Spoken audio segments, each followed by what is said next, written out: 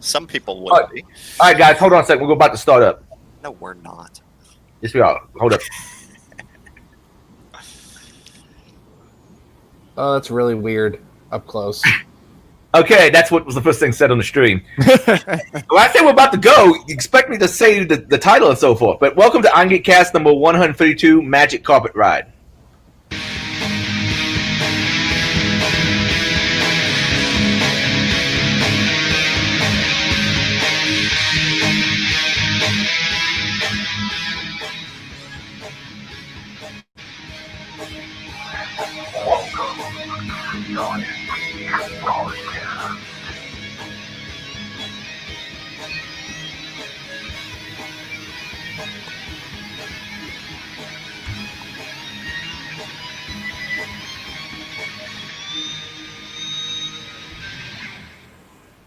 How's everybody doing tonight? Pretty good.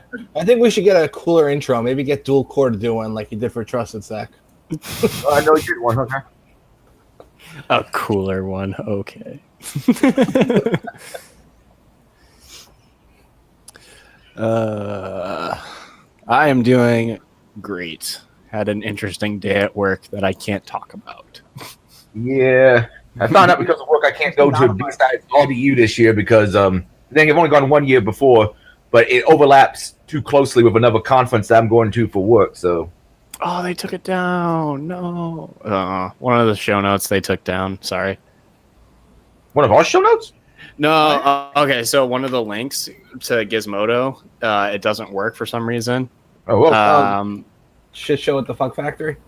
Yeah, that one. I wonder why.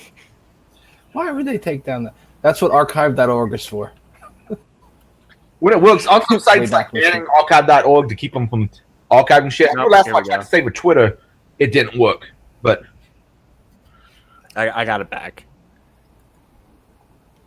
Just for some reason, when you go to the link from our show notes, it fails.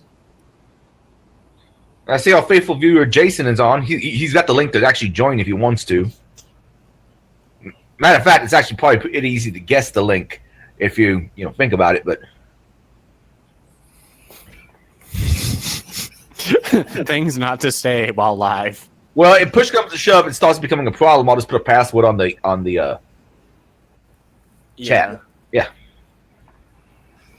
I just haven't bothered to do that yet because I'm like, it's an extra step. And who cares about security anyway, Security? Yeah. Nah, security through obscurity. That's what we gotta do. Yeah, Israel's like really lagging.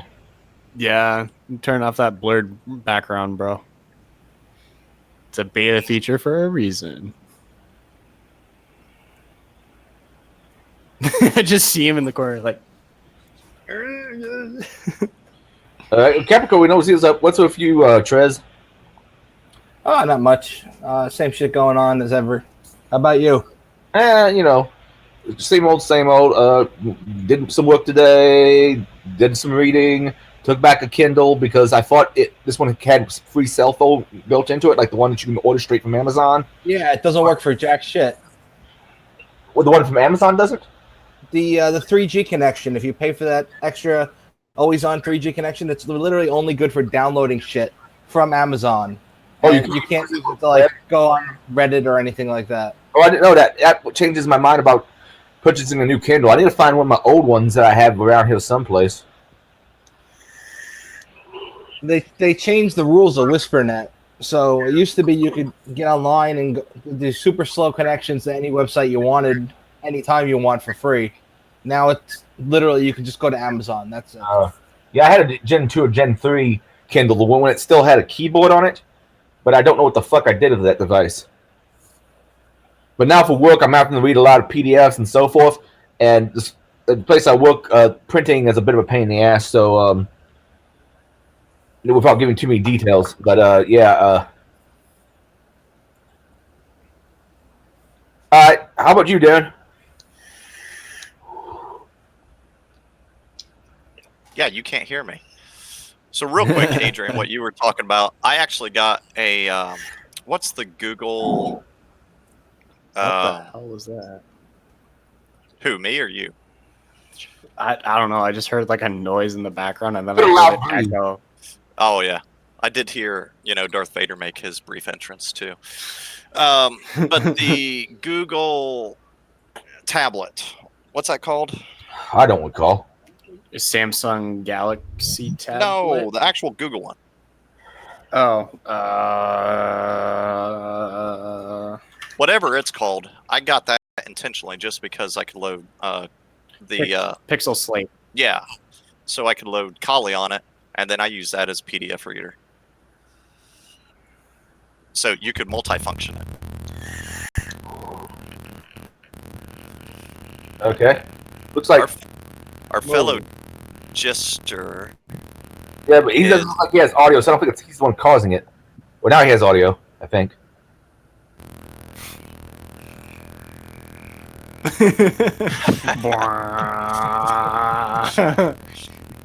Cappy's Our fellow. mixing some new beats. I'm gonna temporarily mute Jason to see if that solves it. Well, I thought I could. Maybe I can't.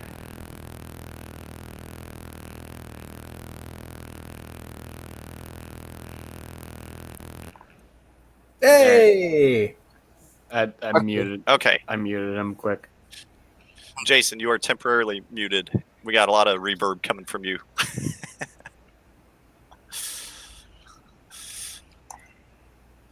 So week-wise. All right. Are we waiting for him to reply? Because he's muted. He can still hear us. But week-wise, I've had a So- pretty good week. It's been busy, though. Busy week. And next week, I'll be traveling a little bit. And then week after that, which I couldn't believe. I just realized this week was... The Derby was in like 2 weeks, and finally got that realization.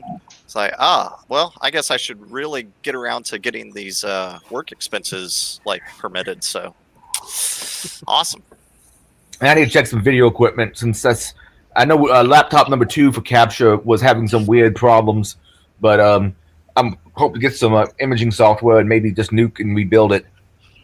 Yeah. I haven't really played around with the option of putting Linux on all of them, which might be long term a good solution. Heck yeah. And so in theory, all my capture dongles and so forth will work with it. So Have you tested on one system yet? like That has Linux on it? no, I started to install it. Then I was still testing on one of the old systems, one of the ones Yeah. from that we got first in like 2014. Old systems. It probably still has a dual proc or multi proc in it, right? Yeah, I mean it's an i5 of some kind. Yeah. I mean, that'll still run, any Linux build practically will still scream on it.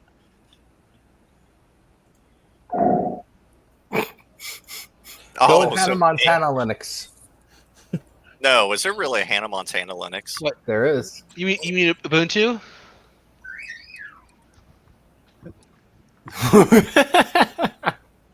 My son apparently got really Okay, excited but- about that.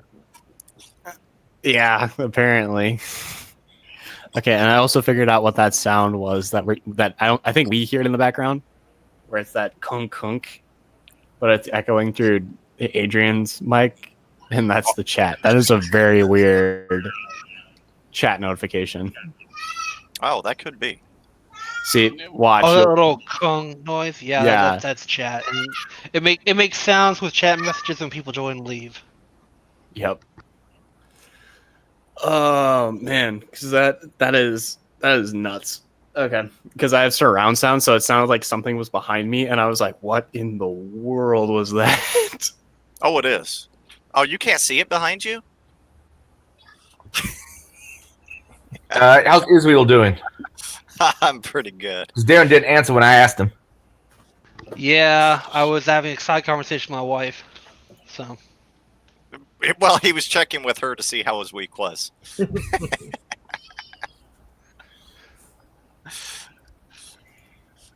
And with that, okay. who else we have on? Trez. Got Have you said how your week is? I did. You got Oh, me okay. already. Cool. I did get to Sorry. go to NICEC last night, which was pretty cool. It's like a Yeah. meeting of security professionals in New York in a bar. A lot of fun. Hey, as long as there's beer and or bourbon and whiskey involved, it usually becomes a lot of fun, one way or another. Usually alcohol is like a go-to for that. Just anything involving alcohol. Yes. Well, I mean, you still have to be specific about it, but not just any alcohol. Have you been to DerbyCon? I mean, there's. I really hope we don't see the emergence of White Claw this year at DerbyCon. That's my one. Oh, that's happening. That's happening. I don't know. Out of all places, it will be there. Yeah, Like for sure. Yeah, it's a little disappointing though. Oh, and DK, yes, it was the Nexus that I have upstairs. I just can never remember what the name of it was. Okay. Do we have some announcements? Yeah, one. Outside of DerbyCon. It's DerbyCon related, Oh, okay. the one that I put in, but What's the announcement? just a shout out to the blind hacker for getting his talk at DerbyCon, and that's probably the one talk that I'll go and see at DerbyCon. He's a friend of Charles and I from Noah Hackers. Yeah, So cool. shout out to him. Hope to see you at the talk, and hopefully we can party again at the concerts. Yeah, only That was fun. announcement I have is a general question. If anybody knows any good incident response books or PDFs or presentations I should read or view, let me know, because I'm having to give a presentation on incident response, and it's not exactly my forte. Are you so? But too, it depends on what type. Are you talking like boots on the ground, remote, like, you know, what? I think it's mostly boots on the ground. Okay. I have to dig around stuff. I may have some old school stuff. I mean, been a while since I did boots on the ground. Cool. Hey, I Cap, did boots on the ground last week. You got anything on boots on the ground? Not in books, but I can tell you that it's, yeah, I can explain it, but I don't have anything written on it that I can share. the good old 16-hour days, living off fast food for a week, and Bring it down a few hours, and pretty much, yeah, like getting there at like 8 in the morning, leaving at 8 at night. oh well, that's And just then- regular work day. Yeah. No, but then there, yeah, whatever. Incident response, also not my forte. It's just one of those things where I kind of just got thrown the bone and took it, and then somewhat regretted it. Okay. Hey, low man on the totem pole has to do something at some point. Yeah, that is definitely me. Was it at least something Nah. interesting? Yeah. From what I found, I will be working on a new tool to see how that all works and figure out why. But yeah, that's pretty much all I can say at this time. Yeah, when I was your age, I was working on my tool all the time. You still are. Yeah, that's true enough. Yeah, Jesse, he's slowed down a little bit. Hey, man, you get older, you do get less horny. Let's put it that way. You become more rational. That's another way of putting it. There you go. Wow, I do not want to know what you were when you were 20. Oh shit! Wow. he was known as Rabbit. So, As I hear a gun click in the background. Actually, it's not a gun click. It's shit. Let me find the right pane. I got this. It is a Smith & Wesson, but it's not a gun. a It's starter pistol. little assisted opening knife. You undo the safety. Oh, okay. It's kind Out the of front. I have a Microtech here, yeah. which This is way cheaper than a Microtech. yeah, a Microtech was like $300. Yeah, but they're really nice quality though. I mean, You could probably hear that. Yeah, Yeah, I've that's looked at those. They look nifty, but I just was like, I could pretty much buy a gun for this almost. yeah, because that's a Yeah. Yeah. right. The Which, micro. of course, some of the things I Yeah, say politically, and because I own firearms and post about and ask questions about them, I got some crazy motherfuckers in InfoSec wanting to red flag my ass. But why do cons let him come record? He's a danger. Oh, fuck you. He's not leftist enough. Yeah, and then I won't say anything else. It's not worth it. But yeah. Other Argument, announcement, a lot of us are going to be at Derby. Yes. Yep. Adrian will be working. I'll be working some. Charles will be working. Will anybody else be doing any work, DerbyCon related functions? If Liz is not on right now, but Liz is going to be on video also. Okay. But he's not on right now. Yeah. So we got 3 doing video, 1 other working. So, but hopefully I'll only be working like half the time and not the entire conference. So, I should get bathroom breaks. This time. Yes. No, I will be it sounds like the only one not working at the con. So feel free if you see me around, say hi. Yeah. Who added the real names or semi-real names to the show notes and listed me as the bearded one? Not it. I have to challenge that. Who was I have that? to challenge that. That was me. Okay. Thanks, Israel. You're welcome. I was like, Cappy has his, I have mine, Frank is there, Jack is there, bearded one got to. Yeah, it's not as epic as it was in 2017, but I do have one again. It only takes me about 2 weeks to regrow one, where it looks like I'm actually having a beard as opposed to just scruff. Which is nice. I gotta take that picture tonight and show it to you because I have to throw a ring in there for that one. All right, so let's go on with the rest of the show notes. It's okay with you guys. That Yes. sounds good to me. So movie Okay. pass. Yes? No? No. Okay. Next one. Oh, Movie Pass, yes. So Movie Pass exposed, and like I didn't even know this Movie Pass still existed. It showed up a few years ago, probably like 5 or 6 years ago. But yeah, they still exist. They were pop credit card numbers. 58,000 records containing credit card data. Database was not properly secured. Yeah, they found the unencrypted database on a subdomain that they were crawling for enumerating subdomains. They found it that way. Just literally completely unprotected. Yeah, and I didn't check to see actually if they said the name of the dude. It's probably the same guy. Oh, no, it's actually a different guy. Hussein is who found this one. So we've had one guy just popping databases left and right over the last 6 months. So they were hit. Suprema was leaked, which includes biometric data. So Suprema is a back-end company that services the UK police, banks, and military contractors. And this biometric data, I believe, was fingerprints.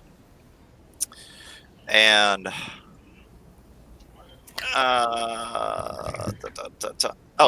fingerprints and facial recognition information. Yeah.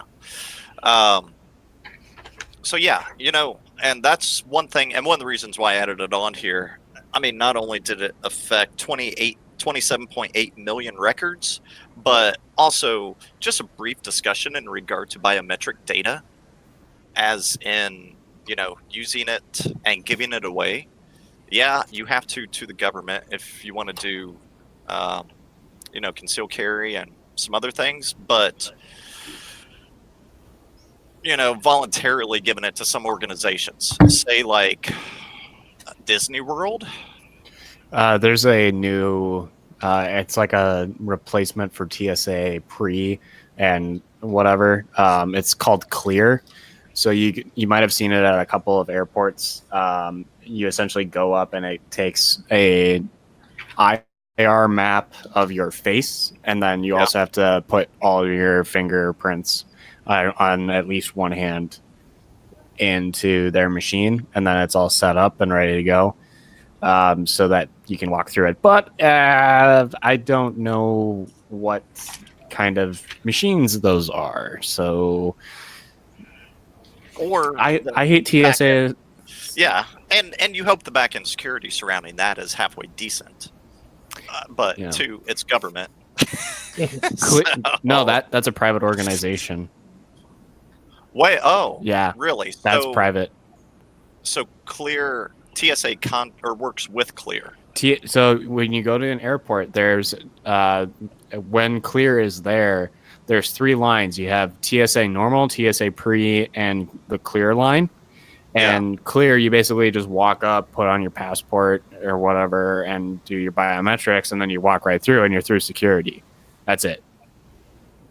Like, But it's not yeah, a government affiliated. I mean, they're affiliated, but they're not government. Nope. Officially.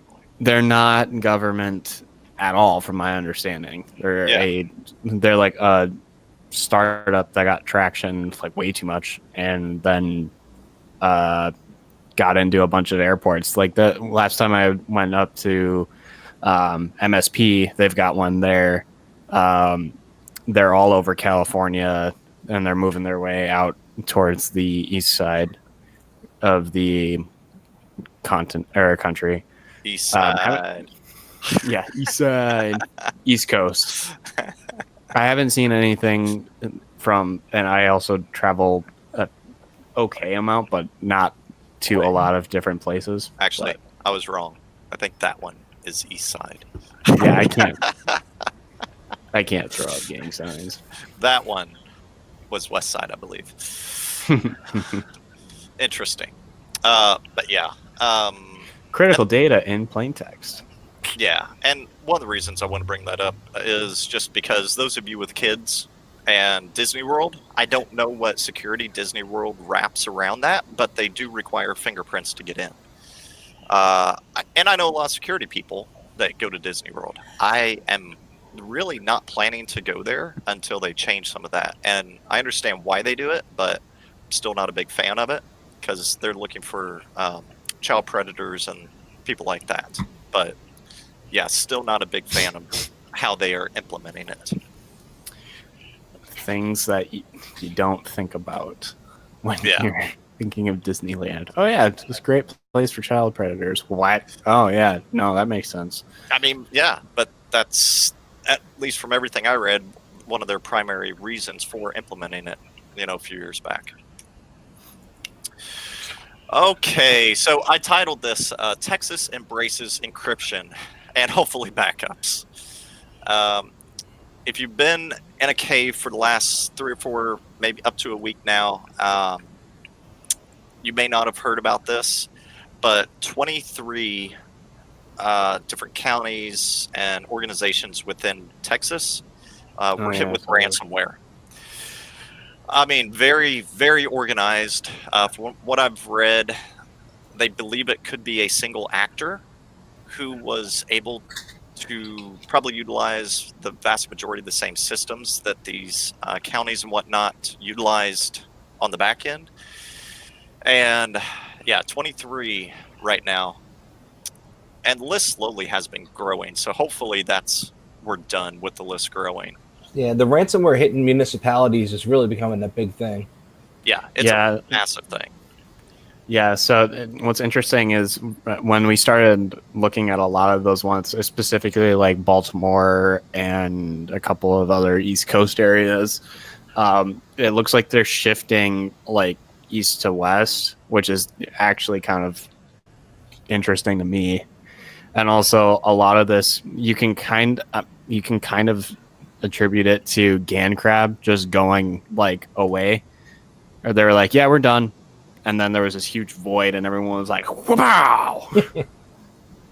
Yeah, and there is, dark website. There's at least 2, 3 I know of that are pay-to-play ransomware. So the actual creators are not deploying the ransomware, but you come in, you pay, you are able to use different bot networks that have your customized Bitcoin address, all that fun stuff in it. So yeah, it's what are we calling that? Ransomware on demand, I guess. Ransomware as a service. Yeah, ransomware as a service. Yeah, RAS. yeah, RAS. But yeah, About to get your ass kicked by some RAS. yes, you are. So as always, backups. And then back up 24/7 your backups. monitoring. Get your Get them 24/7 monitoring, isolation. If it occurs on a single endpoint, whoop-de-doo. Once it takes out half your organization, that's a big issue. So stop it early, and if you don't stop it, you better have appropriate backups in place. And another thing too, run a okay. Nessus has a trial version that Nessus you can Home. run for 30. Nessus Home. Yeah. Yeah. Or even Professional, I think, has a 30-day Yeah, the trial. Tenable.io. Yeah, Tenable.io. Like Nessus Pro. Tenable. It's just get something. Look at your externally facing services and find the low-hanging fruits, because that is how they're going to go and mitigate, patch, do whatever you have to, because that's like the best thing that I can say for ransomware stuff, because having those low-hanging fruits is there out and just whatever. It's just asking for it. As well as, because I have seen ransomware come in via phishing. Don't let your end users have local admin. Change the administrator password on your endpoints. Make sure it's not the same within your environment. Lapse, it's free. Microsoft, it's not the best, but because once you're in AD, you can actually see the clear text password, but implement Lapse if you can't afford, a large scale PAM based solution. PAM, if you don't know, privileged access management. So install Lapse. It's free from Microsoft, and you will have the functionality. It installs a driver on the endpoint, and so it'll update the password, and you can remotely access the password and stuff like that, as to whoever's authorized to access the passwords for those local admins. But make sure you don't have the same local admin pass on all your endpoints, and you can install it on servers too. So, because if you do, we will find it, and we will hack it, and we will shell those boxes, and then we will be like, what the hell? Yeah. And there's a lot of people who don't like Lapse, and their main argument is that, you can get the password out of Active Directory. Well, yeah. So if you already have access into Active Directory, you've already owned the domain anyway. So what's the point? They already have access. But I like Lapse. Okay. They're fun to sit on. Well, I just want to build on that with Lapse. I think Lapse is awesome too. But recently I found that a lot of companies using this new thing called Jump Cloud, which is like Active Directory as a service. And it literally installs every account on the computer. That every computer gets every account. So if you compromise one machine, you dump the hashes. You've got the hashes for every user on Jump Cloud user, essentially. So everybody. What is the rationale behind that? It's the way they set it up. I don't know what the rationale is. But. So, like every user, maybe it's so that they can essentially have an environment where everybody can do whatever they want on any system, or whatever their job function is on every system. But that is absurd. Yeah. I mean, it's not like when you compromise an Active Directory machine, you have to do like a DC sync to get everybody's password. It's all kept locally. So yeah. So LSA dump. Yeah, you're just doing LSAS dump or Mimikatz. I mean, and you have everything. Kerberos, whatever. Yeah, Kings of the Kingdom. Oh my gosh, that's absurd. Oh, actually, there was one more Let me see if I care about talking about it real quick. Oh, WeWork. Yes. So I will add this to the show notes so everybody can see it here later. Are you guys familiar with WeWork? They have like the rent a space, for business. Oh yeah. Yeah. So WeWork apparently, and the article is from Fast Company that I'm going to post, but their Wi-Fi password is the same in all their locations. Yeah, and apparently, Lol. yeah, the way that they phrase it is, oh,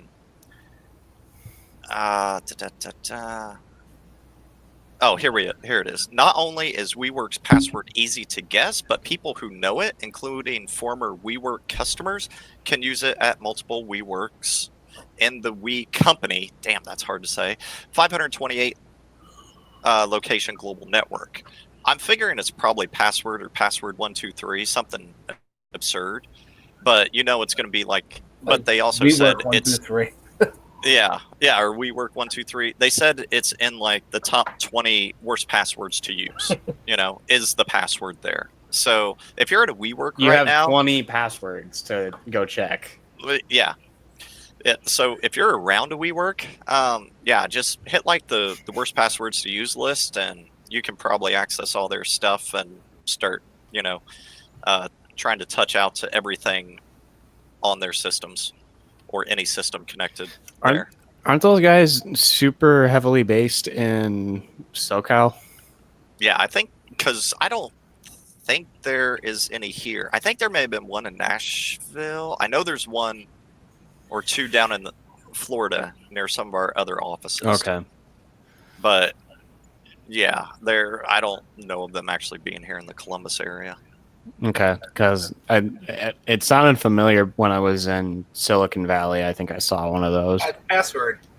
It's P&SSW0RD. Did you literally? Okay. Don't need to know. Yeah. Okay, let's throw it over to Volna of the Week. Well, Hey, you guys Cappy. missed a breach. Oh, which one? The first one. Oh, No, the well, link doesn't work right now. No, I got it. I got it working.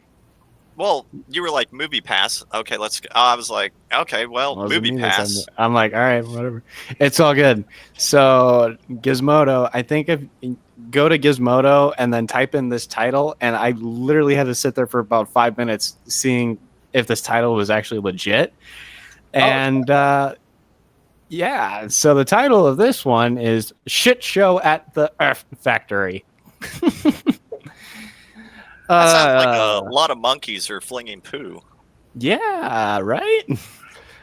So researchers revealed this month that a user-generated porn site leaked a damning amount of personal data of its more than 1 million registered users.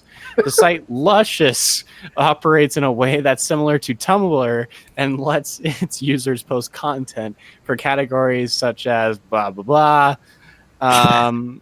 Beep. Beep. Wait, I have that.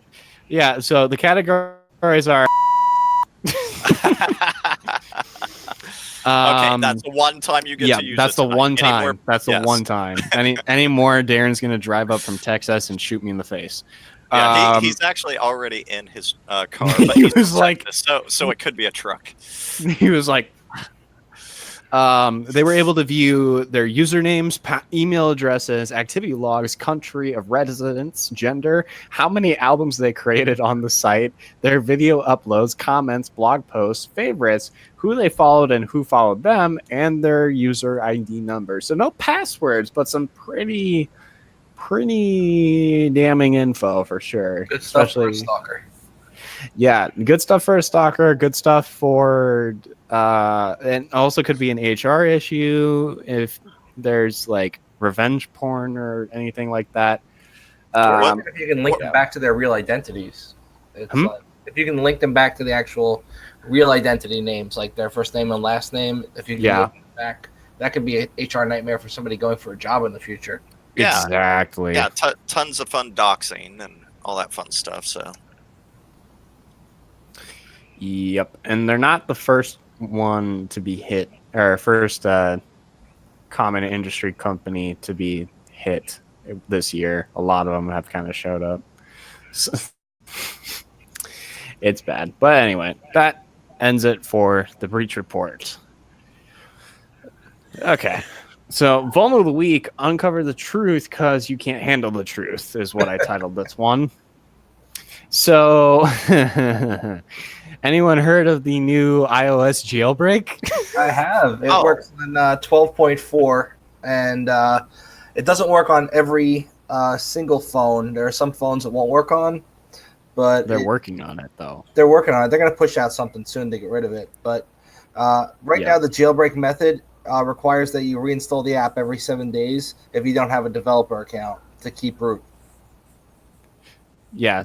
Fun fact, to get a developer account, it's as simple as just going to Apple and saying, I need a developer account. Here's my Apple ID, and you have a developer account. yes, yep. What's that? But anyway, so yeah, it's bad. And the funny part about this is that they introduced this jailbreak themselves with a With an patch. update. They undid a previous update. Yeah, so there's code out to do it right now. I have the GitHub link there. It's at github.com/pwn20 pwn. I can't say that. Undecimus iOS jailbreak.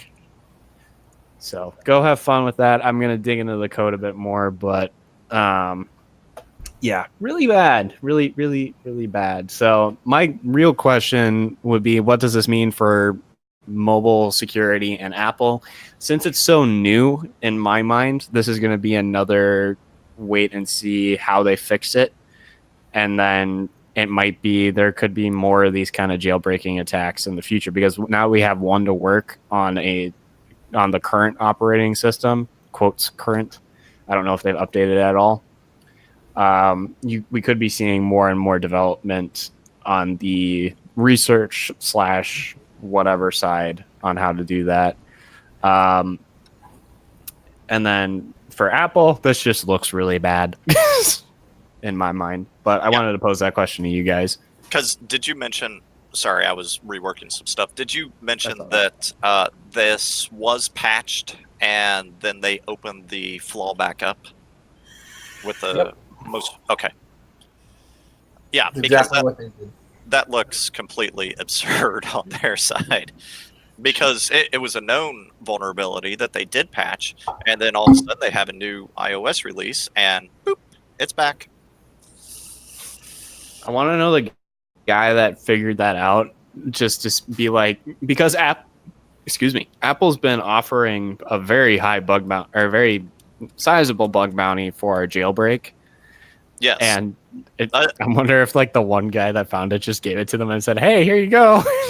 Yeah. I'm I mean, surprised he didn't go to them first, because it's like they pay so much for a work, They were gonna pay like $1 million. $1 million for a jailbreak. Yeah. and he's not going to make nearly any. He doesn't even make any money on it now, so it's like, what was he thinking? Yeah. So yeah, it's nuts. $1 million for a jailbreak, and I think $1 million for remote codec. So yeah, it's super, super high, especially on the iOS platform. And the minimum now between iOS and Mac, I believe, is we talked about it last week, but I think it's $100,000 is the minimum bounty now.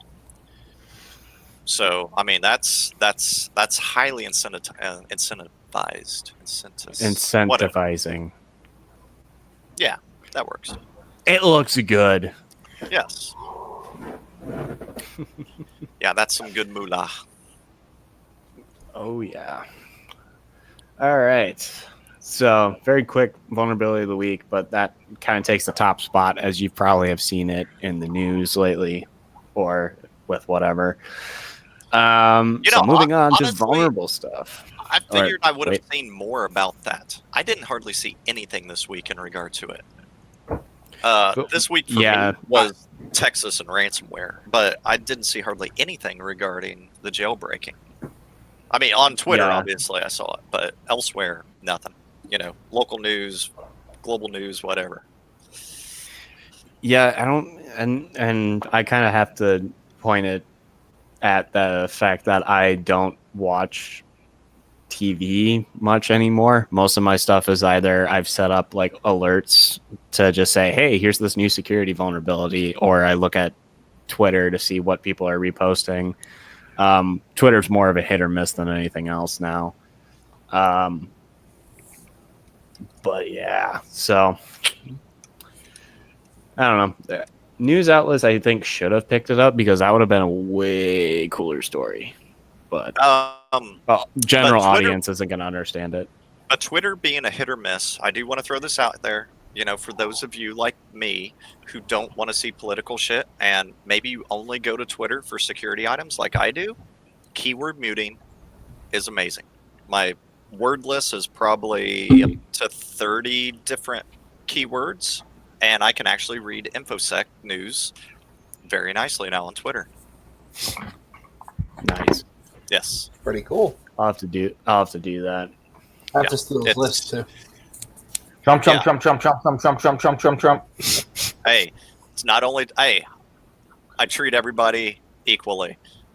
Trump, Clinton, Obama, all kinds of stuff. Like both sides of the aisle, I mute all that crap out. I don't care if somebody is a fan of Trump or anti-Trump. I'm not going to see it. I hate all of them. Yes. At least on Twitter. Okay, vulnerable stuff. Who added in some of this? All right. Yeah, a couple of these I wrote in. So let me get over there. So Security Boulevard, biometric security data breach. We kind of talked about that already. I think it's the same one. Well, this one's referencing FBI, so... Yeah. Oh, yeah, this one's worse. The FBI is talking through to the UK. Oh, yeah, it is. BioStar 2. They're the same ultimate backing company. Yep. So BioStar 2 biometric security breach. There are new wormable vulnerabilities in Microsoft Windows. Who knew? And the FBI trying to harvest your social media data. Didn't they take down a company that did that a while ago? Cambridge Analytica. Yes. So briefly going through, I'm just going to hit the headlines of each of these. Go to this article. They've got a little more there, and they also have links out to the actual full articles of each of these stories. On August 5th, security researchers from VPN Mentor disclosed a massive data breach in a biometric security platform called BioStar 2. VPN Mentor has been doing a large web mapping project across the internet, which has identified this unsecured database. So links are in that article there at Security Boulevard's link. And last week, Microsoft announced 4 new critical vulnerabilities for Windows that are wormable, meaning they can be exploited by malware to install and propagate from one computer to the other without any user interaction. Same kind of thing that we saw with WannaCry, GanCrab, Not Petya, Bad Rabbit, all that fun stuff. So, yeah. So these vulnerabilities, did you look into those at all? I'm just curious if they're still SMBB1 based. Let me look real quick. So I'm just pulling it up from Microsoft's Windows 10 update. KB41250 OS build 17.134.950. Can they make 1, 2, 7, 8, 6, 7, 5, 3, 0, 9. 8, 6, 7, 5, 3, 0, 9. What was the one? It was I think it was Domino's. There was Domino's or Pizza Hut that had a jingle that was actually really good for getting pizza. Was it related to 8775309? No. Then it sucked. It was 1-800-488-8888. Pizza Hut deliveries on its way. That's what I just remembered. Yeah, I don't like Today's Irongeek podcast brought to you by Pizza Hut. Pizza Hut. As Israel's like, oh, I don't like Pizza Hut. Iron Geek is not sponsored by anyone. If you want to be sponsored, go to irongeek.com. Find the info at irongeek.com. I can always use the money. Yeah. Need someone to finance video gear. Or just send smoke signals, carrier pigeons. Adrian responds to all. Yeah, Adrian's got all the fixings on that. The Actually, I do have on the top of my website Subscribe Star, PayPal, and Patreon. Yeah, if you want to I'm a whore. What can I say? Yeah, if you want to support what we do and what Adrian does, in the show notes there should be a Patreon link, or go to irongeek.com and his Patreon link is there as well. And also in the description of the YouTube video. Yes, Iron Geek, not to be, confused with Iron Deek. Yeah. And Iron Sheik. Or Iron Sheik. I like that. What was that move that Iron Sheik used to do? Something. Yeah. Some kind I of was just trying to remember that as soon as you said it. shit. Some kind of claw thing where you like grab your face and shit. It's called the claw. It's the claw. Oh, it is the okay. Yeah, the claw. My dad used to. What was it do called? that Like to me as a the kid. Iron Claw or something? I think it was just called the claw. I don't remember. The claw. I don't know. Yeah, I'm not seeing them in the Microsoft link. That's but fine. We yeah, don't we can have to move on. spend 3 hours on it. Yeah. No. The final story within this article, the Federal Bureau of Investigation, known as the FBI, is making plans to find technology and third-party vendors that are able to harvest publicly available information in massive amounts from Facebook, Twitter, and other social media platforms.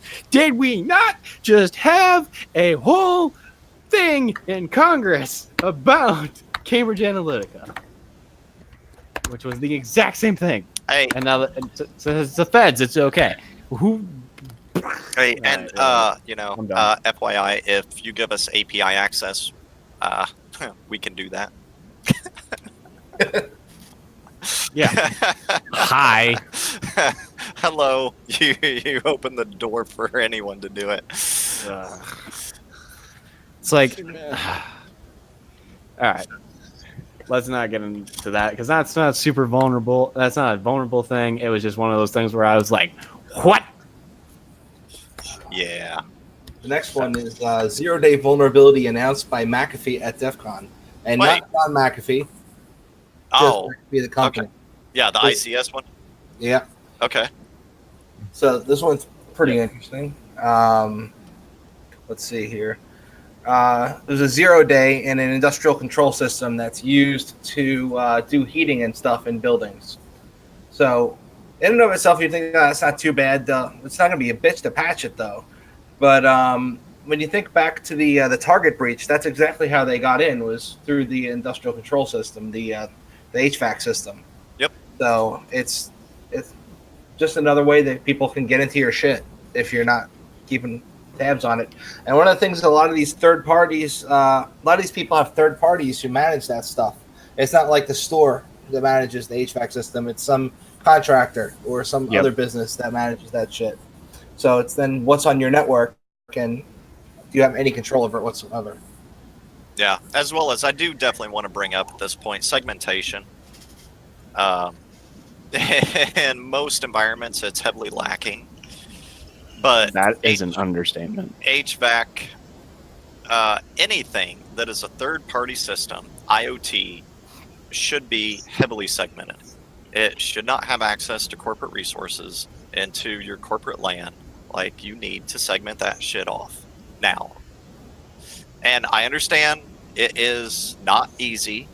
There will be downtime with systems, even production systems, but you need a roadmap, and you need to get to the point where your company is segmented appropriately. If you don't know how to do that, and you pitch something to a VP, director, CISO, CIO, whoever, and you don't know how to do it, get the appropriate resources in who do know how to do it.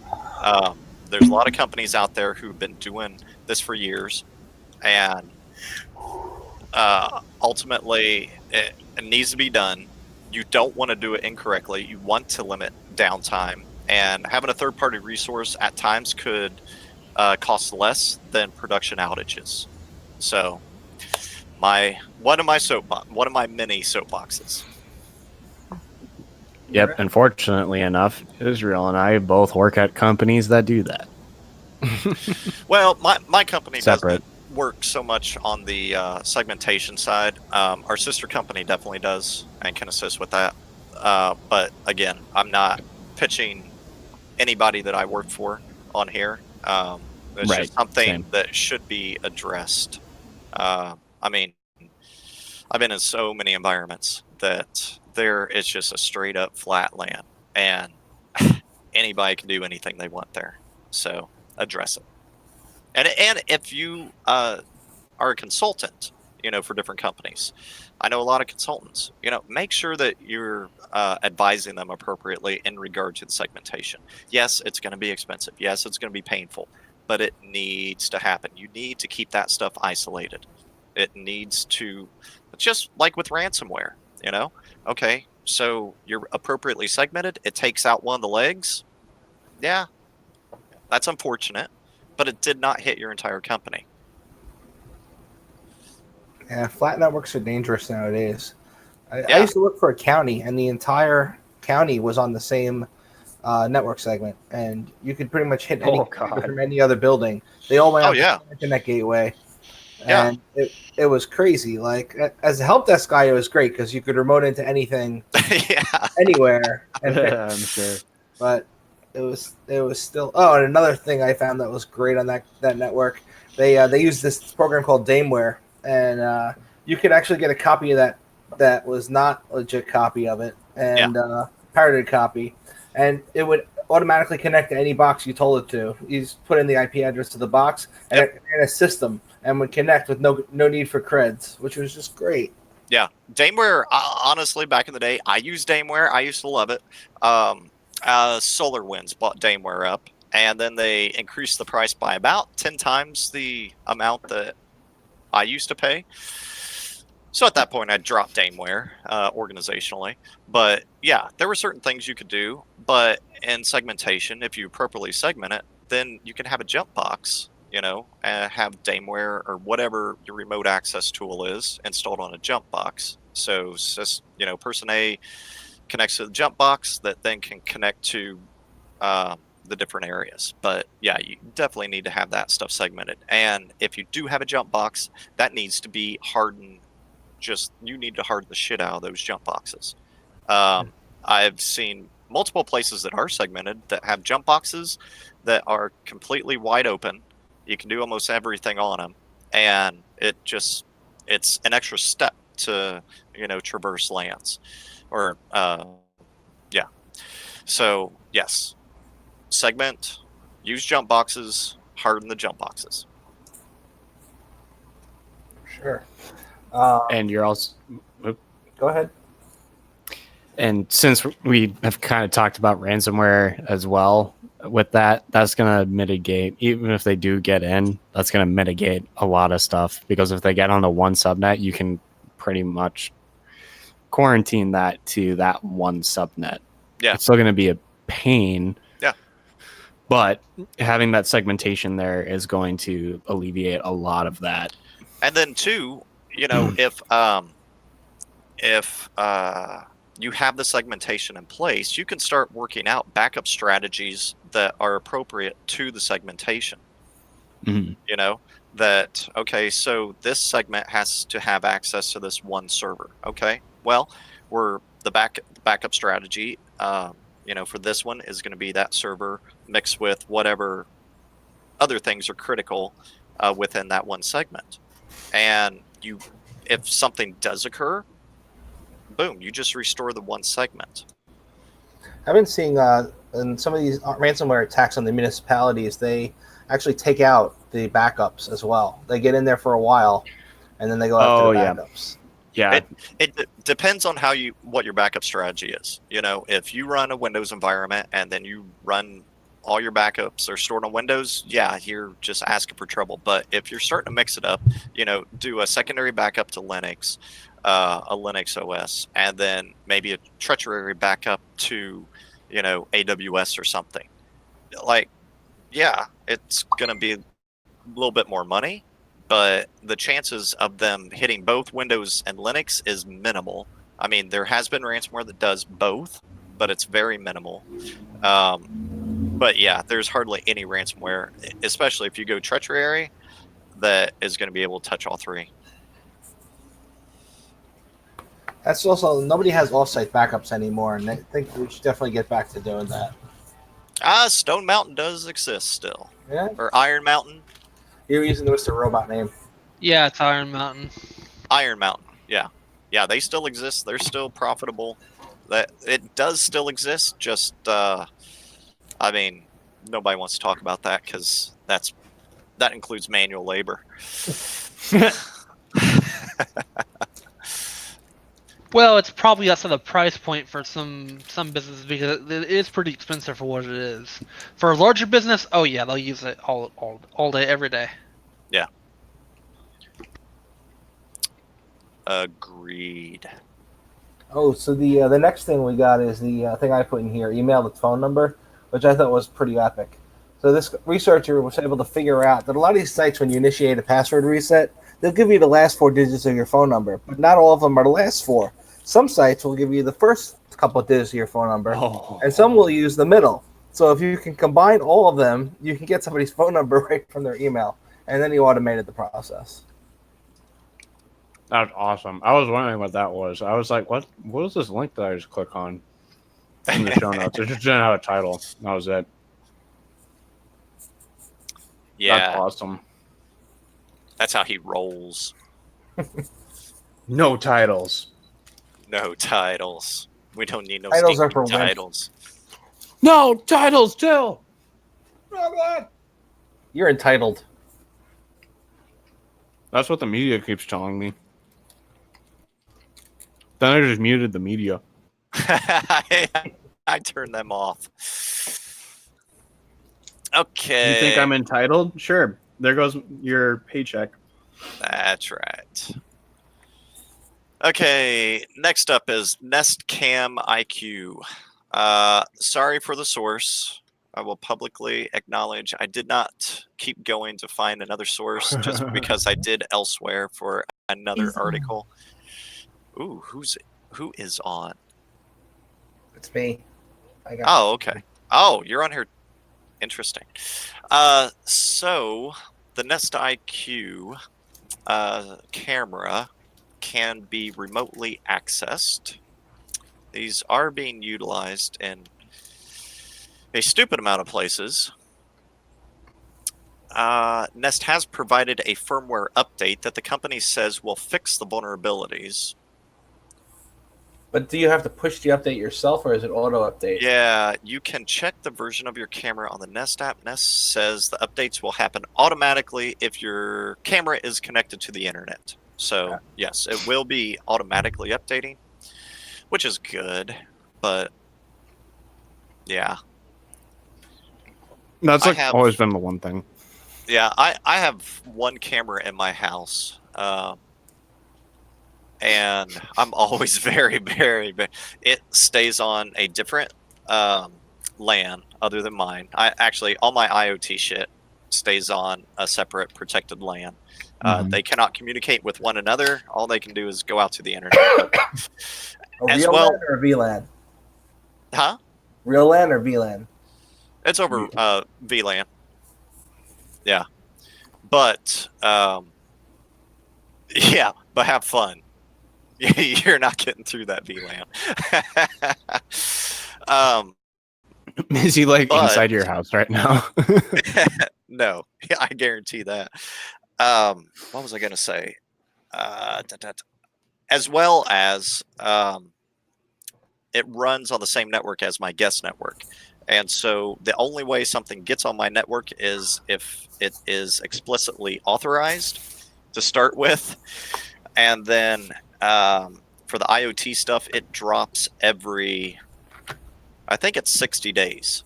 So it has to be reauthorized every 60 days. So if you come in on the guest network, have fun. Speaking of guest networks, I was staying at a hotel a few weeks ago, and I decided to take a look at their wireless network, and their computers their office computers are on the same LAN with no segmentation as the guest Wi-Fi, which I thought was great. So, Yeah, And Wireshark. yeah. I mean, you are just going to find so much stuff, especially if you work as a contractor, or have a client base where you're doing multiple different engagements for different customers. You are just going to see anything and everything. One of my engagements when I was doing my own solo work, probably about 5 years ago, was with a city, and went in, was assessing just kind of like the government side, then realized, hey, I can access the 911 system, I can access the police department, the fire department, I could access everything. So, yeah, segment your shit. Notice that I have started drinking beer as this goes on. Yeah, you kind of have to at times. Yeah. Yeah. Although this is more of a celebratory beer, but Oh, don't lie, it's White Claw, and don't even try to call it beer. no, it's Pseudo-Sue. Oh, okay. Yeah, that's pretty good. It's from. Have you had it? Yeah. This is my favorite beer right now. Yeah? Mm-hmm. I'm kind of not fully doing keto, but kind of doing keto. Like, I'm doing keto enough to like hit ketosis, but not like crazy past that. So I'm still having a beer here and there. I'm 100% sure I'm gonna say screw it to keto while I'm at Derby. Oh yeah, for sure. Yeah, I'm doing keto when it is convenient. Convenient ketoist. Yes. During Derby, it will not be convenient. So I will not be doing keto. But the nice thing with keto, you can still have like bourbon and stuff, like next to no, very, very low carbs. The only issue is with beer. Like, yeah. If I could do keto and then only drink beer, I would be fine with that. Dude, if you could do keto and only drink beer, you would be even more of a toothpick. Not if I started working out. That's like my main thing. I need to hit the gym harder, and I've been trying to cut back on carbs, but pasta is fucking good. Yeah, I haven't had any. I haven't had any pasta. It's been a couple months now since I had pasta. I may actually like really gorge at Derby. So, I may be like, give me some fettuccine Alfredo. Oh yeah, sounds good. No, but if anyone wants to sponsor us, hey, Top Link Goliath, please sponsor us, and we'll keep drinking these on stream. Please. I can resist the beer though. I like the meads though. The meads are usually pretty damn sugary. Yeah, those are pretty good though. Yeah, mead is for me in a taste is a lot closer to a wine than a beer. Yeah, a lot of people label it as honey wine. Now, one distinct problem I have is people know I like mead because I mention it a lot on Twitter, and I'm surprised no one's bought me a hedgehog yet.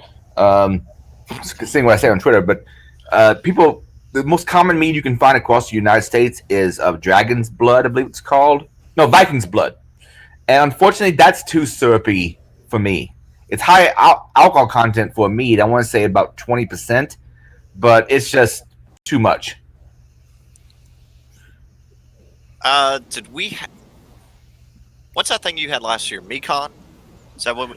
Yes, every year since I don't know which year we've had a mead con. Last year, Forgotten Sick was kind enough to let me use his suite at the Hyatt to do it. This year, I don't know if we're going to do it because I don't have a suite, and I don't know if someone else will have it. And for various reasons, I need to stop drinking anyway. So There you go. But wasn't that Dragon's? Did you say Dragon's Breath? Dragon's Blood. No. Sorry, Viking's Blood is the name of the mead that you can find across the U.S. Okay. Now, if you're in Indiana, Camelot mead's actually pretty good. But you can't necessarily find that too far outside of Indiana, I think. Viking's Blood is a little bit hoppy and really sticky sweet for my tastes. Hey, yes, I agree. Liz is here. Yes. That makes me think about there's a type of mead called tej the Ethiopians make. Is there anything? Wait. Speaking of this, is mead kosher? Mead kosher. Yes. If it's blessed by a rabbi too or something, right?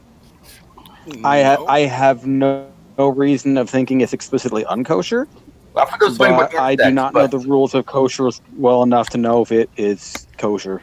Doesn't kosher food have to have the blessing of a rabbi?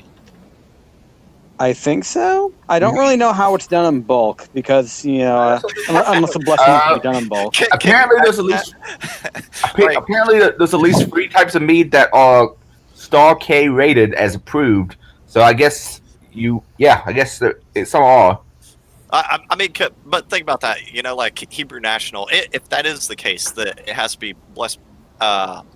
Blessed by a rabbi. That Hebrew National, like in their manufacturing facility and packaging facility, has like a rabbi on staff there. All the time, I'm just thinking to of that bless too. everything. Like I was that thinking of sounds that. like the ideal rabbi position. If I were a rabbi, like I think that's the road I would go down. I don't know. It does sound very cushy though. It does sound very cushy with nice benefits. Yeah, You know what it does sound like though? and free hot dogs. Kosher. It sounds very kosher. Oh, it does sound very kosher. It does sound kosher. Speaking of fine liquors, I actually had a very strange drink over the weekend. Actually, really good, surprisingly. A Moscow Mule with jalapeno syrup in it. You'd think it'd be kind of Weird. nasty, but it went perfect with it. I would definitely was try it. Really Since good. it has the jalapeno syrup. I've never had a Moscow Mule, but the jalapeno syrup Moscow mules are good. sounds good. It balances out the sweetness perfectly. It is wonderful. Oh, Jason said he works in the kosher food supervision when he cool. is healthy. It's a fun job. That is cool. And Jason also said supervised, not blessed. So not blessed by a rabbi, but supervised by a rabbi. And thank you for pointing out my common misconception. Well, I was surprised to find out. I had that misconception as well.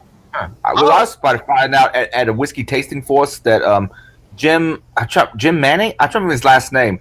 He does these whole long, fairly long presentations on whiskey. Yeah. And one of the things he brought forth was the idea that some whiskeys are kosher and some aren't. Oh. And I had no idea that some whiskey was kosher and some wasn't. I honestly never thought of any whiskeys as ever being kosher, or any alcohol, honestly, as being kosher or not kosher. Jewish people don't have a prohibition against booze, so I mean, maybe wine, because there's a lot of discussion in the Bible about wine, but I mean, maybe Jews can't have clamato. what's motto? Oh, actually, that's not alcoholic. Now that I think about it, Kind of sounds more like an STD. There's some kind of weird tomato juice thing that has clam flavor to it too. Oh, That's clamato. Yeah, it's like clam and tomato juice or something like that. So that would not be kosher because it has shellfish. Oh, don't be selfish.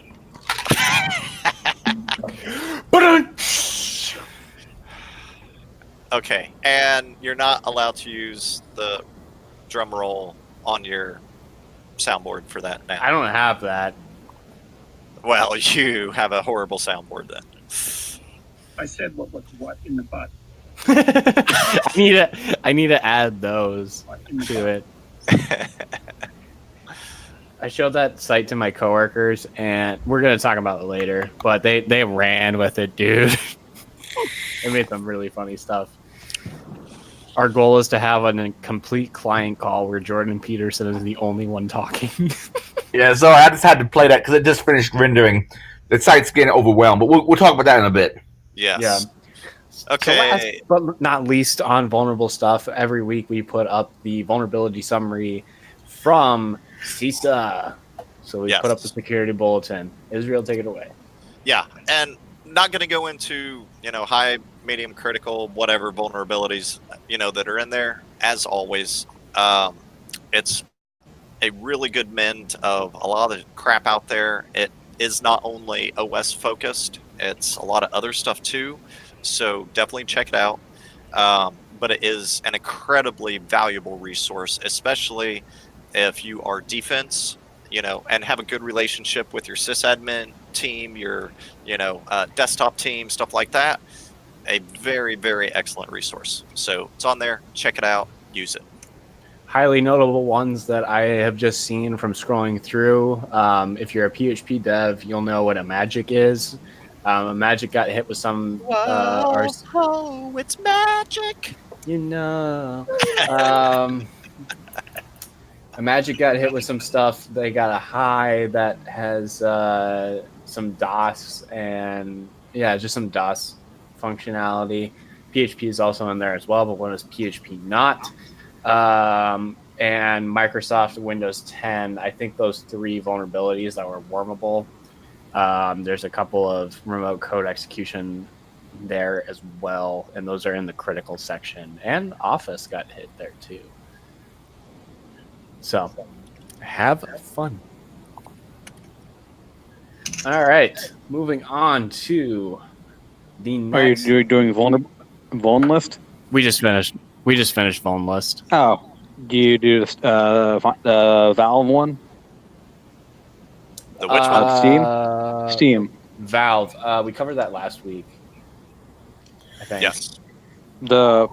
Yeah. Oh, I guess The there's one another where- one this week then.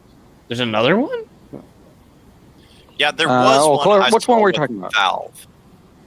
There was one that we talked about last week with Valve on they fixed something, but researchers are saying no, it's not fixed. And Not. I was on last. All I know is on HackerOne, there's some a guy who said he was banned from submitting more bug reports to Valve. So we just published a blog saying, "Here's a 0-day for Valve. Here's how you do proof escalation." I can't submit it to Valve because they banned me. So here it is. That's some good malicious compliance right Lol. there. you banned here's me, well, exactly how to I F you. Split it. Yeah, that Yeah, right there here's gets exactly a how full to blown. Yeah, that gets a full blown lulz with a Z. Yeah. I think it was also a Russian guy. Because I'm kind of blurred. Yeah. So we talked about that a little bit last week. So obviously, Valve and researchers not in the best regards right now. All right. So next to the newish segment, second week we've done this. Cool tools, and this is the Fuzzy Web App edition. And as always, get required, not optional. I kind of want to see a little fuzzy bear next to it, but that may just be me. Fuzzy, If I was fuzzy gay, bear. I'd be a fuzzy bear. Just saying. Yes. You are not wrong. And what is going on with my AC? All right. So if you want to, and these are just a couple of the tools that I've been using over the last couple of days and in the past weeks here. So Not So Secure puts out this thing called Blacklister. It is a way to decrypt the view states parameters in Microsoft web applications, which you can then use to execute RCEs. So if you decrypt that view state, you can then put your own view state into a web application, post that back to the Microsoft web server that you are attacking with your pre-generated code, which could be PowerShell, command prompt stuff, and it will run on the other side. And so that's how you would shell a web app. I've used ViewState in the past, and I'm trying to think of the right terminology, but I thought that most people now have it encrypted. It isn't. Sometimes it's encrypted, but if you get the web.config file, you can grab that key then, if it's there. Okay. Because sometimes it's in that web.config, which then you can use that key to decrypt it. But it's a well-known bug. But some applications out there, especially older applications like IIS 876, they're going to have those only be Mac enabled, or sometimes they won't even be Mac enabled at all, and unencrypted view states. So I ran into one where it wasn't encrypted, and I couldn't find the web config. I tried very, very, very, very, very hard to find it, but can't get them all. So speaking of trying to find the web config, if you need a brute force / fuzz and just fuzz all the things, there's a cool little GitHub link there called Secless, which this is a compilation of just penetration testing lists of common files per applications, such as IIS, Apache, and a couple other ones as well that are in there. It's a really nice resource, especially if you're doing things like this, where you're trying to find the web.config file or any other application-specific files on the network to kind of give you a more in-depth overview of what's actually on the server itself. And Trez and I compiled a huge list of all these different fuzzing applications. It's huge. Fun huge. stuff. They all do the same thing, but Yeah. let us have a little different, but mostly the same thing. We're enumerating directories and pages on web servers. Things we don't know, gotta find them. Yeah, so we've got a couple of things. So you literally can do whatever. So if you've got a thing for for whatever, there's one there. So we've got Dirbuster, GoBuster, WFuzz, Durstock, and Derb. And Derb comes with Kali. Yes, it does. So all of those do exactly the same thing. But some It's of just them kind are of funny. multi-threaded, and some of them are not. So Yeah, some of them are a little faster than others. I think GoBuster and Durstock are the faster ones that are there. I use GoBuster within a Docker container to run the to run the fuzzing. is GoBuster Because- the one with a GUI? Is GoBuster that one that has a GUI, or are there? Nope. Oh, okay. No, there's some other ones that I think have a GUI, but No, you're wrong. I was wrong. you lie, you're lying. All right, and so that is the Cool Tools, the Fuzzy Web App Edition. So, Adrian, it's time for a riot, right? Yeah, I wish Jason was on for this part because he was actually kind of general location at the time. Yeah, I've been watching stuff on Twitter and so forth about protests, counter-protests, and so forth that went on in Portland, Oregon this last, I believe it was Saturday, because the Proud Boys showed up and did some kind of march from one place to another. I've covered the Proud Boys in a previous cast. That is weird. I think they describe themselves as Western chauvinists. Basically, they think Western culture is the best. It's a mixed, despite what people say about them being white supremacists, it's a mixed race group. The current leader is actually an Afro-Cuban American. And of course, a lot of the founder is in a mixed race relationship, and some members are too. And I've been told that there's a Samoan dude in it, and I've seen people marching along with him who are black and so forth. But they show up, and they like to. The one bad thing I can say about the Proud Boys is they probably do like to show up at places where a fight is likely to start, and that's something probably should be avoided. But regardless, they show up in Portland, and so a bunch of Antifa come out to counter-protest them. And most of the violence that was apparently happened wasn't between the Proud Boys and Antifa, though there was a skirmish at a bus that the bus was about to take off with a bunch of people. Some people tried to get in the bus. Someone took a hammer from inside the bus and started trying to fend them off. Someone outside the bus, on Antifa side, grabbed the hammer and threw it back at him, my understanding. But generally speaking, the Proud Boys, my understanding from the news coverage I saw, came in, did the march, left, but some random looky-loos in Portland had some violent altercations with Antifa after the Proud Boys had left. And that was just my general understanding of the events. I was bringing it up because I find this stuff fascinating. Can we? Can you? I'm gonna share that YouTube video and stream so that people at home can watch what we're or see what we're talking about. So Yeah, the Subverse one.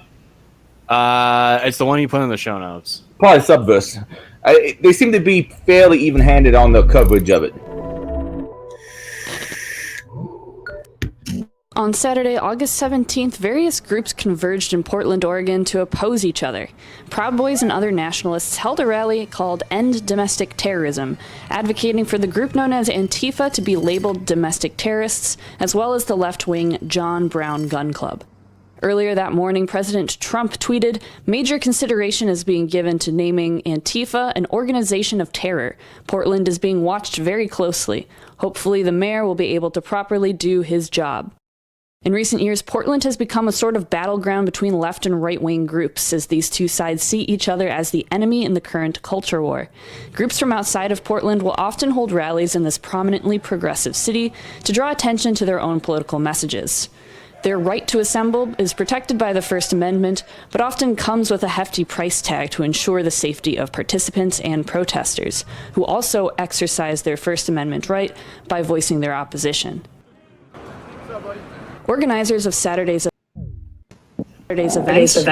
Joe Biggs and Enrique Tario, are leadership figures of the group known as the Proud Boys. The Proud Boys have similarly faced calls to be branded as a hate group or domestic terror organization, and they have a history of conflict with Antifa even outside of Portland. Just today, a pair of Proud Boys were convicted of gang assault, riot, and attempted assault for a brawl with Antifa that... Oh, that's interesting.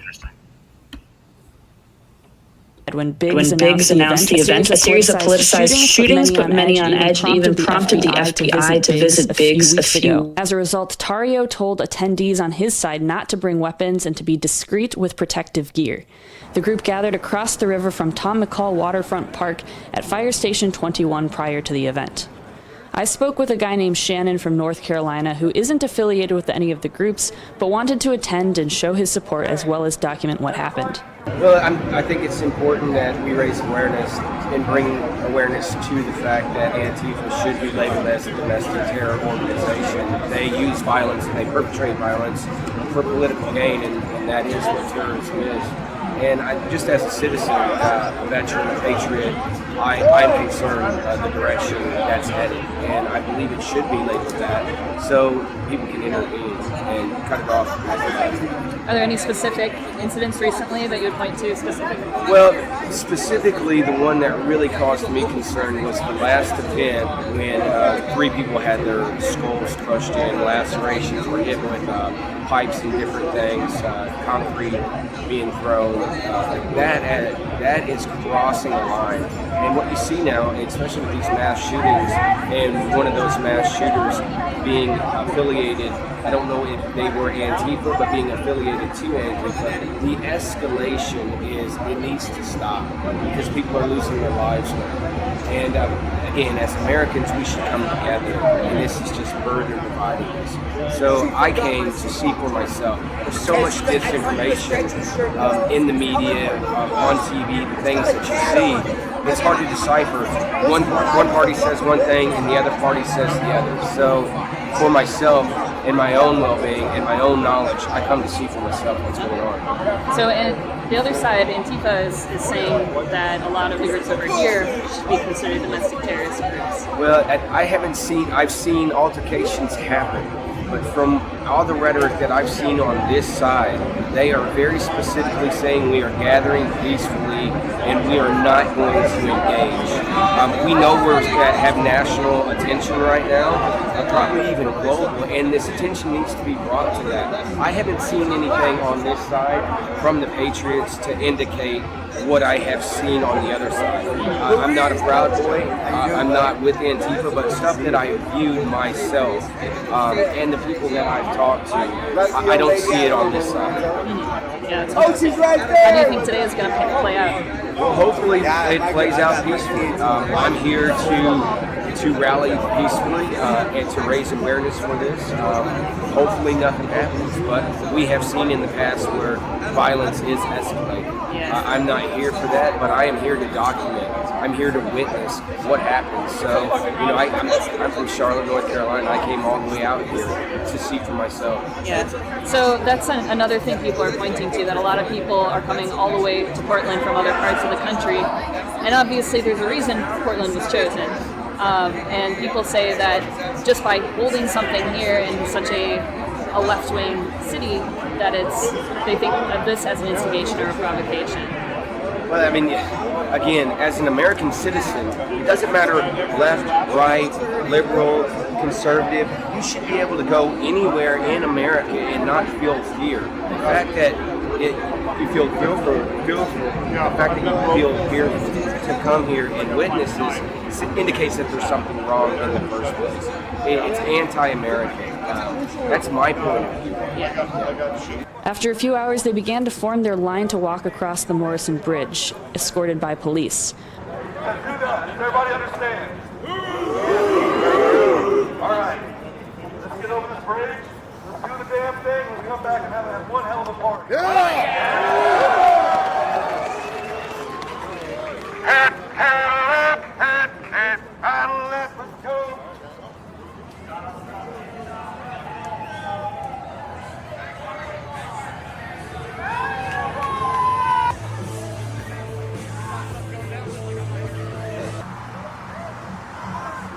Apparently they like AC/DC. I don't see anything wrong with that.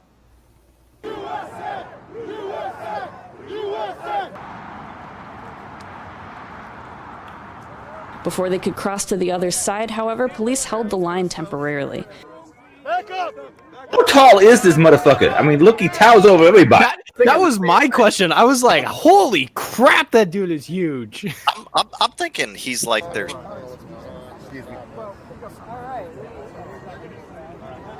There was already a large group of protesters at the park that they had to keep separated from the demonstration. Eventually, the group reached the park.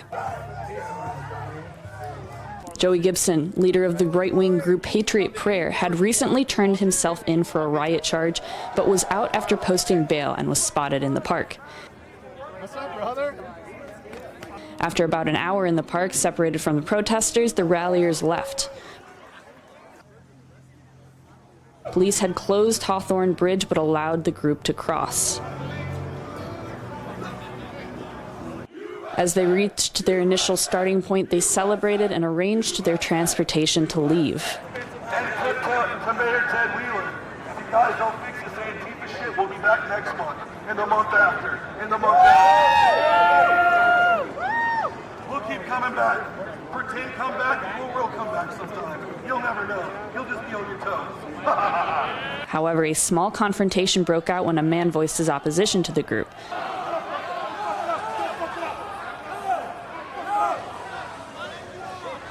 Police stepped in and escorted the man away. I wonder what the Proud Boys wearing those shirts has done. I wonder what Fred Perry's stock is like.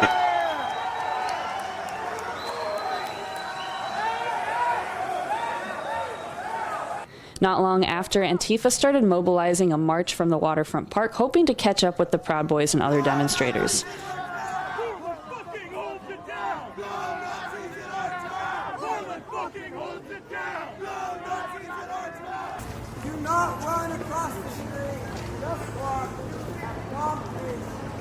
The group crossed the Burnside Bridge, which was still open to traffic.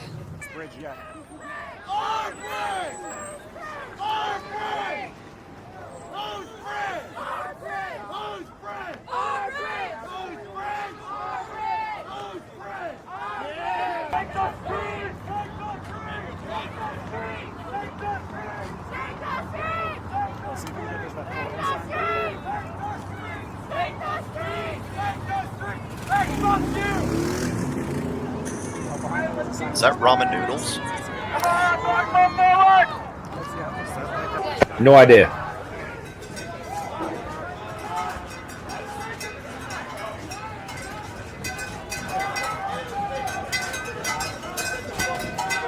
what I was trying to say before. The march led to a few tense moments as some members of the group attempted. What were you saying, Adrian? Sorry. Is it like auto unmute? What's the deal with that? So it's like auto muting when we have a video up. Okay. I was going to say something, but I wonder what Fred Perry's stock is like since the Proud Boys decided to wear their shirts as a uniform of sorts. Well, and here's the other thing too. They actually like went ahead and was like, "Hey, we're doing this. Can we like, what do you need from us so that we can make sure that this is peaceful and whatever?" And then they're just like, "All right, whatever, screw it. We're just gonna do whatever." Like, it's got to be some work in between it. I don't know. Do you want to see the rest of the video, or is this kind of where you wanted to just leave off at? People can check it out online later on if they really want to. Yeah. But I just watching all this stuff and tweets back and forth and other shit, and I was trying to explain to my friend exactly what the boys are, because I like to research weird fringe groups. I find them interesting. But the Proud Boys don't exactly get represented as what they are. But there's also some incidents later on in that same video that talk about the whole violence between the two, which between the Proud Boys and Antifa was relatively little, other than that bus incident, my understanding.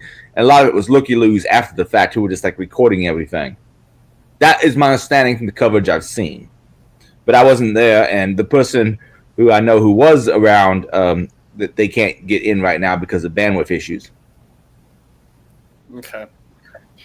And FYI, if you guys don't want to see that on Twitter, Antifa and Proud Boys are muted on my Twitters. It's a good thing to do. Yes. Some of those good old keywords. It's just interesting to me. It's like a completely different tone between each of them. And I don't associate with either group at all. So it's just interesting. And also the fact that they're like lighting shit on Antifa is lighting shit on fire in the middle of the street. Like, okay, whatever. They were also stealing the hats off the MAGA guys. Yeah, which, I mean, honestly, What a that can weird be time. considered assault. Someone touches my hat. Yeah, it is. Yeah. I don't have a hat on I right mean, now. I almost always do. If you touch my hat, I will be getting my hat back.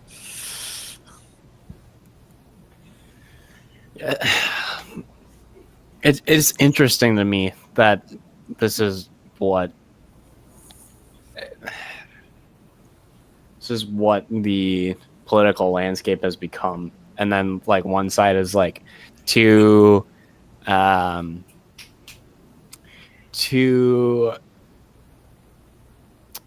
wouldn't say afraid, too accepting to like back off, or to like tell people like, hey, back off, like this is dumb, or like confront it and be like, this is a bad idea.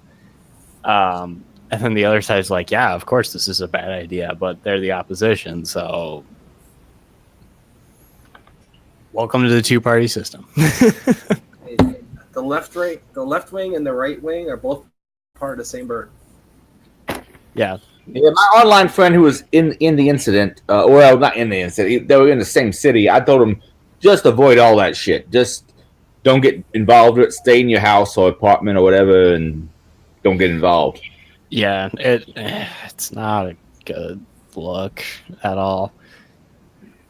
I don't know. Oh, I actually do kind of like this, because I am not for Antifa at all. DK said, I read that Antifa should be rebranded as Anti-First Amendment. That's a good abbreviation, yes. Yeah. But oh, Gad, we got someone who's a regular keynote speaker who's like supporting Antifa versus the police on Twitter. I'm like, oh, please, no. I'm the only actual fascist or Nazi I've seen them attack is Richard Spencer, because Richard Spencer, there actually is a legit reason to consider him a Nazi, because he has expressed my saying socialist views in the past, and he is a nationalist. So by those two terms alone, yeah, you can consider him. But generally speaking, they've beat up Bernie Bros who were waving American flag, just Marines who they asked, "Are you Proud Boys?" and they didn't know what the hell a Proud Boy was, and so they beat up those Marines. By the way, they maced them before they could beat them up because generally speaking, the Antifa people in a fair fight, no mace. Yeah, Fucking Marine. I've seen the pictures.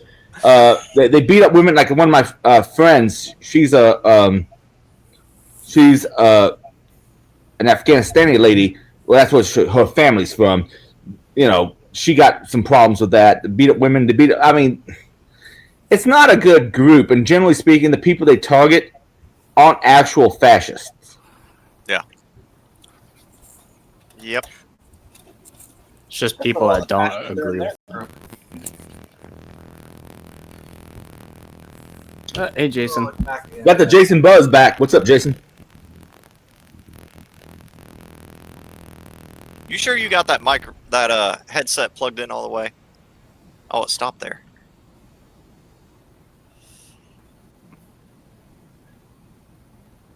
Oh, he's having connection issues. Yeah. He's gotten some low bandwidth, unfortunately. I blame Antifa.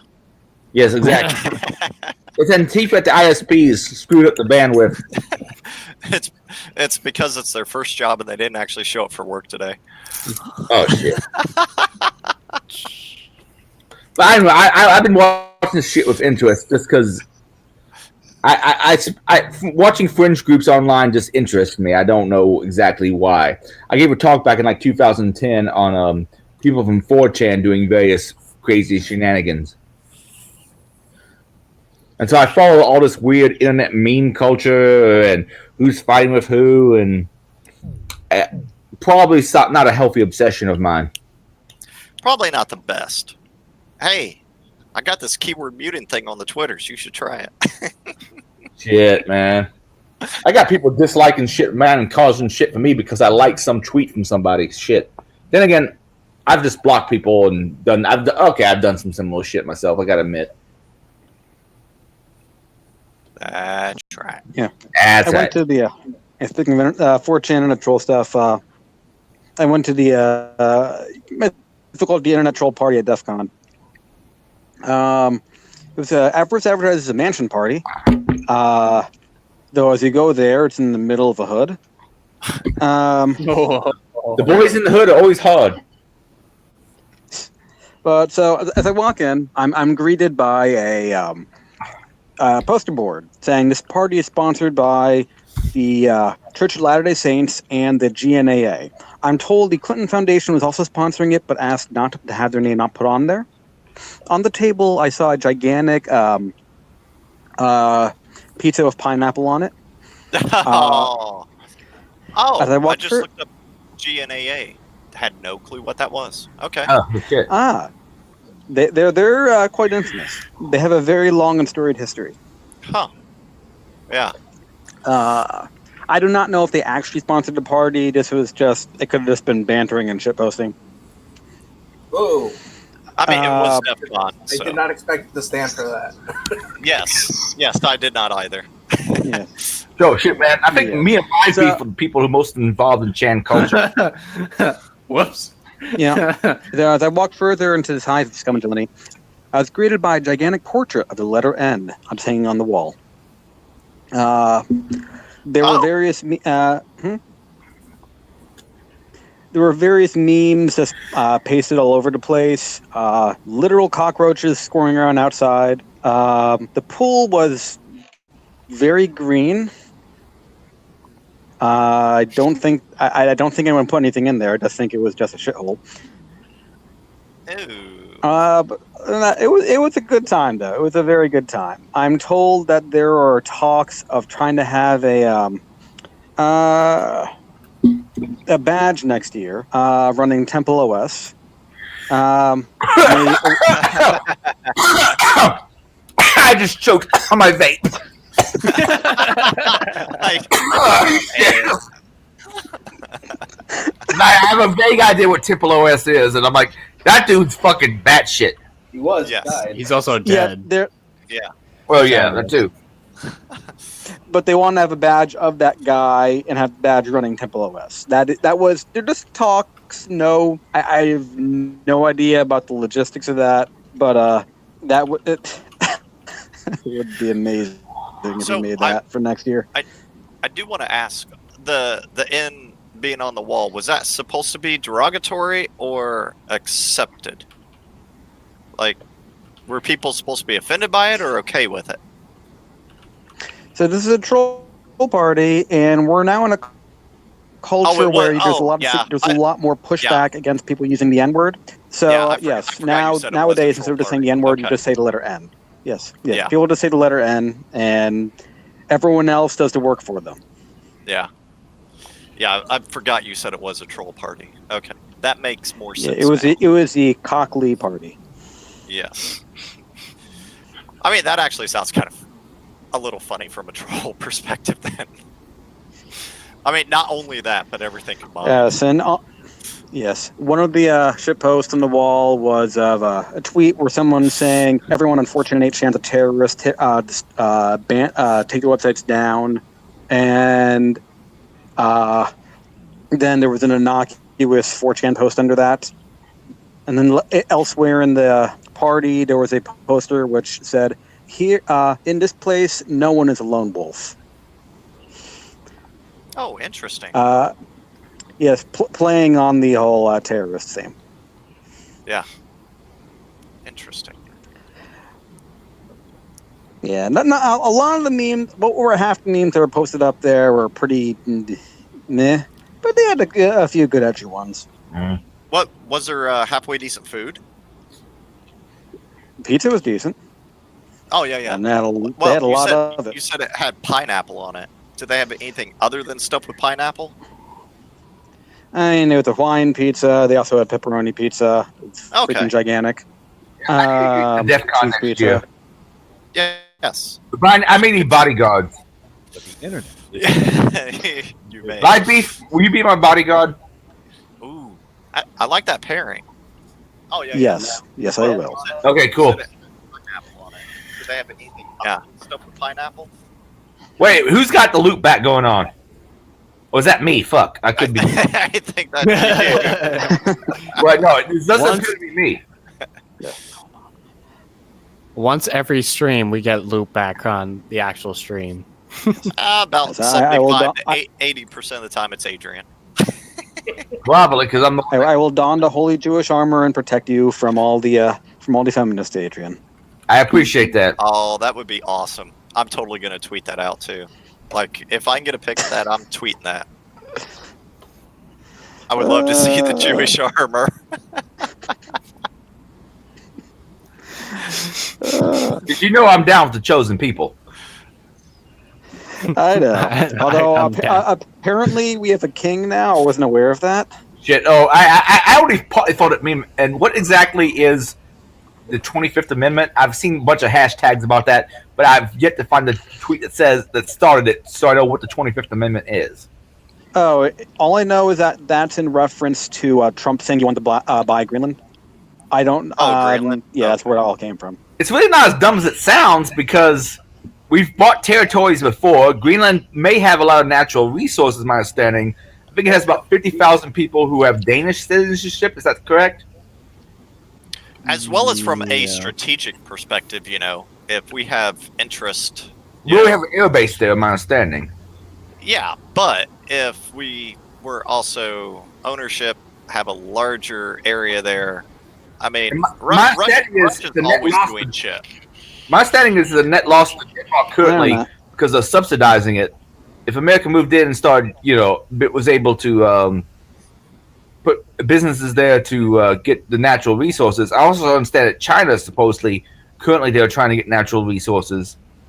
I don't know, but I don't think people thinking it's a crazy idea. I mean, honestly, if we should really go after something, if anybody's ever played Risk, it should really be Australia and just camp out there forever. Well, Australia, what is it? I think isn't most of the population around the edges towards the ocean, and the middle is like a desert wasteland. Yes. Yeah. Yep. But if you've ever played Risk, if you are able to sustain and take Australia, you will win Risk. Yes, 100% of the time. Mentally disabled. Oh crap! Risk is essentially mentally disabled. Axis and Allies. Yeah. Axis and Allies, though, is fun to play on a computer if you find a good interpretation of it because they all crashy. But Axis and Allies, me and a buddy back in the late '90s. Oh shit, I'm old. Used to play that in the computer labs at a university. Order a pizza and just back and forth against each other. That was a fun game, but it's just too difficult to set up on the actual physical board game version. Is just too much work to set up. Yeah. Automate it. And that's what the computer versions did. Unfortunately, the official version from Hasbro was a little bit glitchy. There was a different version. I think it was called Dogs of War, which was the same game but with a different name. I think they may have got sued out of existence. Oh, actually, I remember Dogs of War. Yeah. I could have the wrong name, but I think that was what it was. Yeah. Yeah, that was. Let's do an Axis and Allies game sometime at a con. That would be fun. Yeah. That'd be after hours when I don't have to do video. Could be. That sounds good.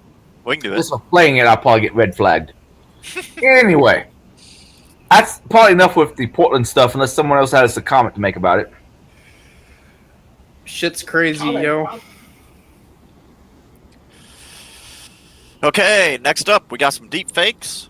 All right, deep fakes. Essentially, for those who don't know what deep fakes are, it's basically machine learning motivated. And by the way, machine learning is more than just if statements. But a lot of stuff that's been sold in InfoSec may be just if statements. That said, I took a machine learning class. Worst grade I made in my graduate life. But the teacher was trying to throw it out there. He wasn't a bad teacher. I was just a shitty student. And there's some good stuff that can be done with this. But there's people doing research on making deepfakes with machine learning. Now, the first things you originally saw was pornography. People putting famous faces on porn.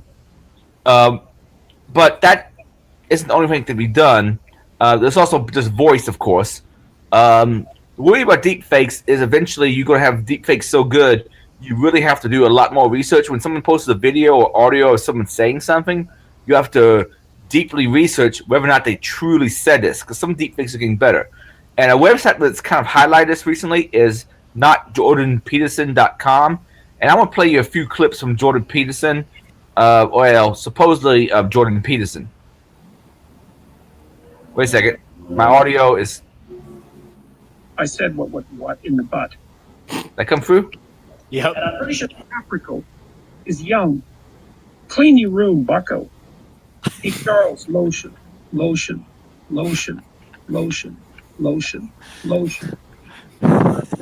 Irongeek cast is awesome. And this is my favorite one I did. Let me see if I can find the right link to this, because I put this on Twitter. Modern analogies about lobsters and hierarchies that abide lobsters are analogs.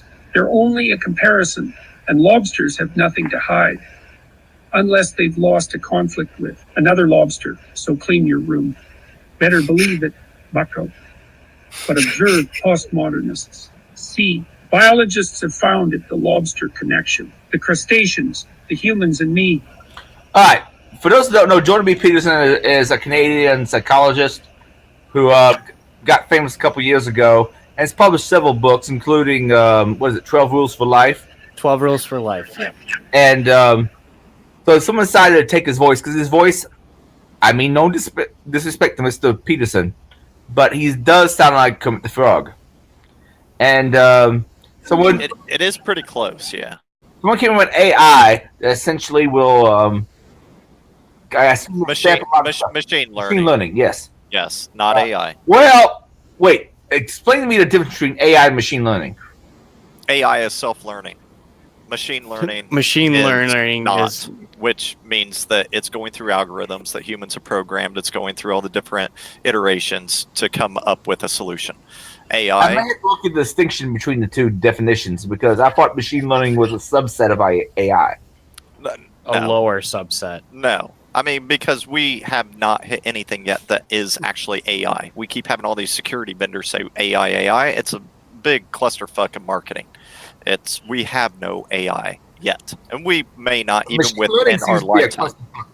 Machine learning seems to be a clusterfuck in vendors also. Yeah, I mean, but we've had machine learning, it's whether all... it's supervised versus unsupervised for the last 15, 20 years, but just recently people are starting to pick up on utilizing and understanding neural networks because forever, neural networks, I've worked in neural networks 15 freaking years ago on... All right, let's give me a second. Let me see this. Is on. Let's see if it starts back up. Let me see if I see Israel's face moving again. I'm waiting. We're waiting for my face to move. Actually, I may refresh YouTube. I'm refreshing YouTube to see. Oh, and I got a freaking ad. Okay, I see you now. You have an ad blocker. Okay. I do have a ad blocker. Pie hole. Get a pie hole. Yeah, I have a pie hole. But the videos that they show right before the video starts, pie hole won't block that. So if it's like the pop-up ones, it will. But back to what we were talking about. Yeah, I think we're back. Right before we got disconnected. Neural networks have been around forever. Well, not forever, but initial investigation, I think, started in like 1977, 1978, somewhere in that era. And so they've been around for a long time. And we have supervised versus unsupervised, trained versus untrained. And it's machine learning. And there's other algorithms that are more outside the neural network that are more in the machine learning category, but it's still not AI. Yeah, I was surprised by the power of decision trees back when I was studying this at university. But yeah, my main point of bringing this up is eventually, I don't know what the security implications of this are, but eventually it's going to be hard to tell real video recordings, real audio recordings from some shit some person just put up on Twitter. Yeah, and I don't have an issue with it. I'm perfectly fine with people doing it, but where my issue lies is with the news and the media.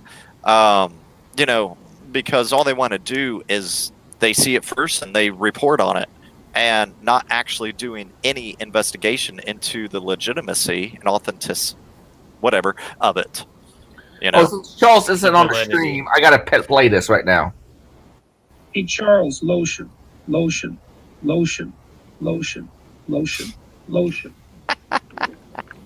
I just had to put that out there. That's a kind of a deep joke, but anyway. Continue.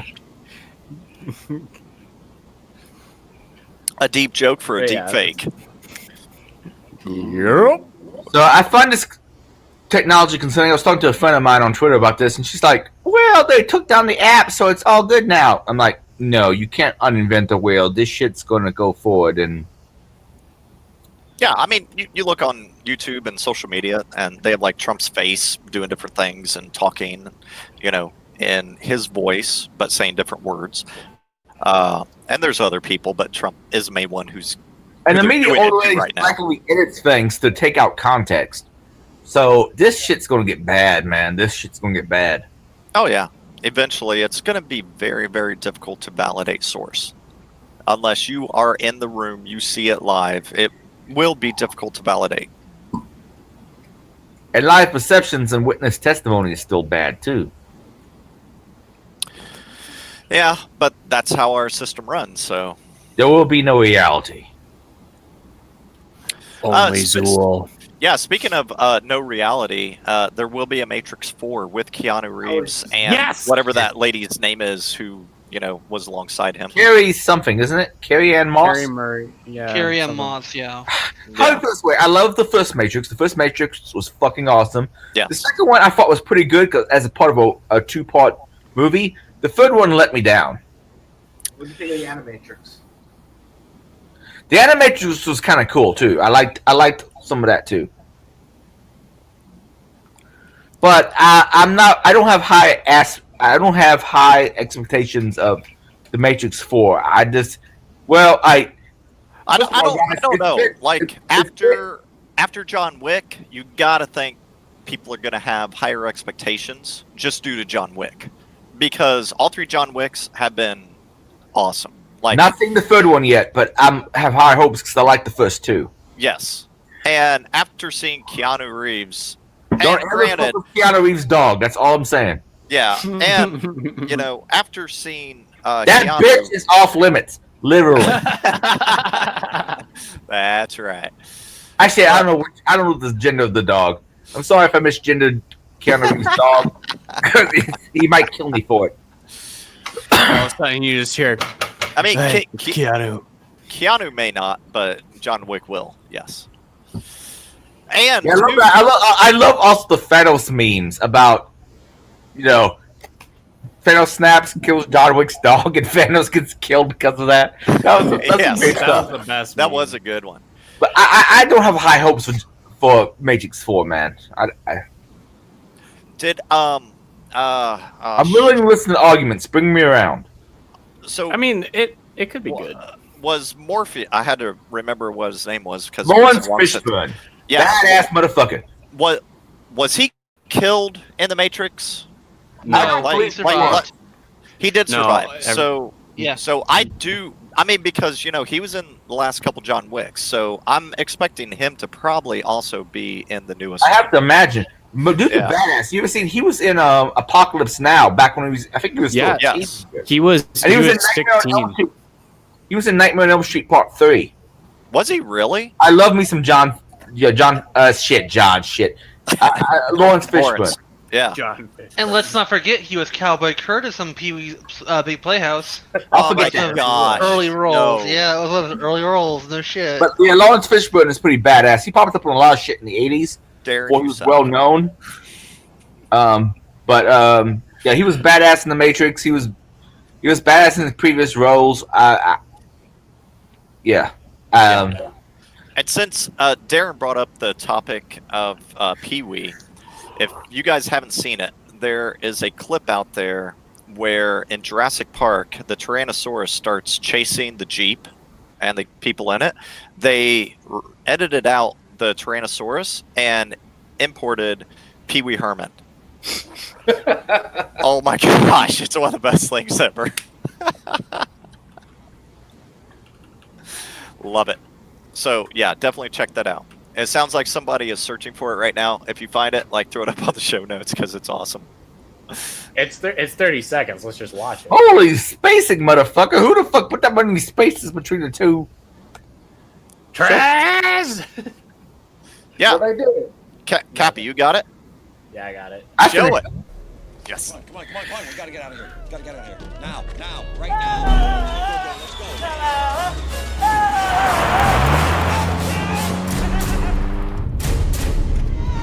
Must go faster.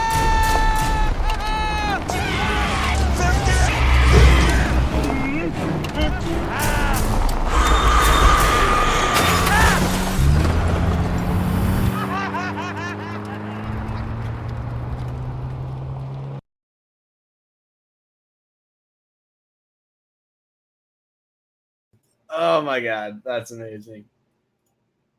Oop, not stop live streaming.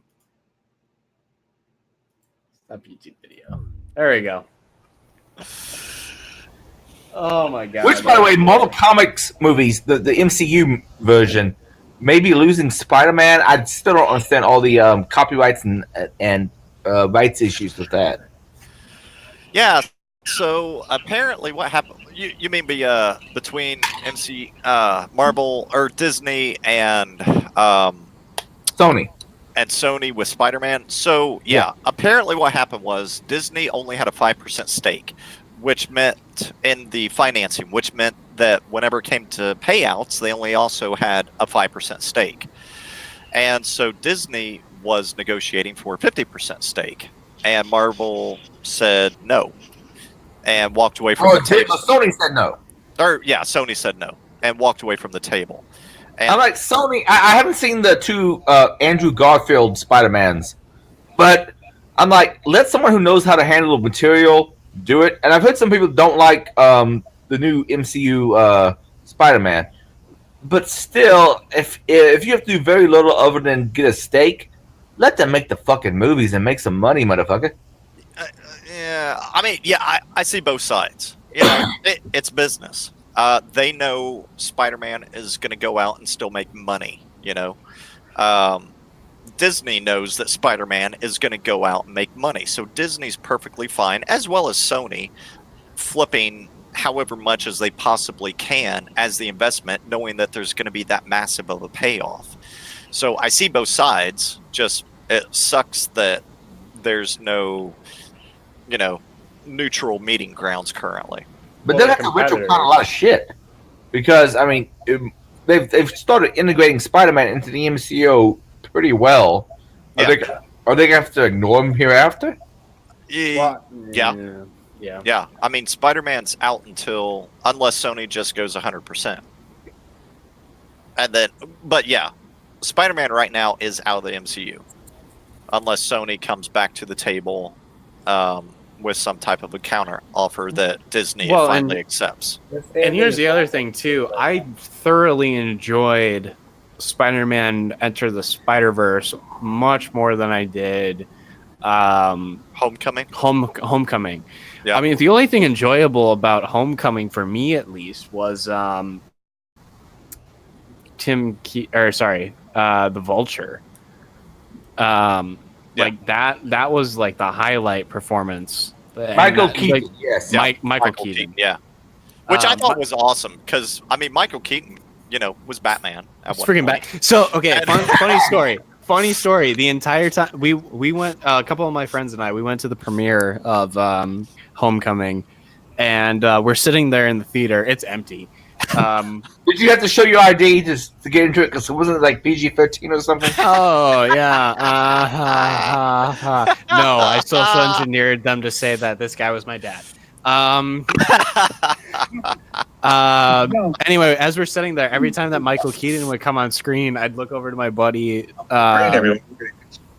Look over to my buddy, and I would be like, "I'm Batman. I am Batman." Because it's like he would like end a monologue, and then it'd be like, "Cause I'm Batman." Like you could just add that to the movie; it's so much funnier. And especially, you know, if it's practically only you guys in the theater, you could be yeah, it was great. I am Batman. Hey, because I'm Batman. And what is the Vulture's first name? No. I keep track of all Adrians in pop culture. Oh, is it Adrian? Adrian Toomes. Oh, okay. Okay. But so I saw that movie. Vulture was like the highlight of it, and I think that was kind of the point of the movie. But it was also like the first Spider-Man movie, and Spider-Man's like barely a focal point in that entire movie, other than him screwing around with this new suit. But then, no, I did think that was really cool though. The suit's cool. The suit's cool, but it was like playing on like all the tropes of the other movies, which I was like, all right, whatever. But but it was like throwing them in just to throw them in. They weren't like a huge. It was just whatever. Yeah, he wasn't like a focal point. You know, he wasn't like Iron Man or Captain America or anything. Yeah, but then you get Enter the Spider-Verse, which I feel, at least as a kid growing up in the early 2000s, those kinds of stories and those kinds of story arcs kind of led into that movie. So I was more familiar with that kind of mindset of the whole like Spider-Verse and Web of Shadows and whatever like that. But you're coming from like a comic perspective though, right? No, no. Hold up. So Enter the Spider-Verse is actually from heavily based on two different things. It's based off of the finale arc in the original Spider-Man animated series. Oh, I never saw that. Go and watch it for the love of God. Keep in mind, I ran a comic book store in the 90s, so my experience with comic books is way different than yours because mine was early knowledge. Yeah, like that was coming out late 80s, early 90s, right around the time that the Hulk show was still going on, or the Hulk animated series was coming on air. Like, Iron Man and Fantastic Four. Yeah, and Spider-Man also. They had a thing in the 90s. Yep, Hulk, Spider-Man, Fantastic Four, Batman. The Batman animated series was out. Superman animated series was out. Like, it was a renaissance on the cartoon side. Yeah, that was like my little brother's era. Yeah, you're just freaking old. But no, Who the hell does that make me? Shit. And you hadn't even been thought of yet. Yeah. But Grandpappy. Grandpappy 80. That's right.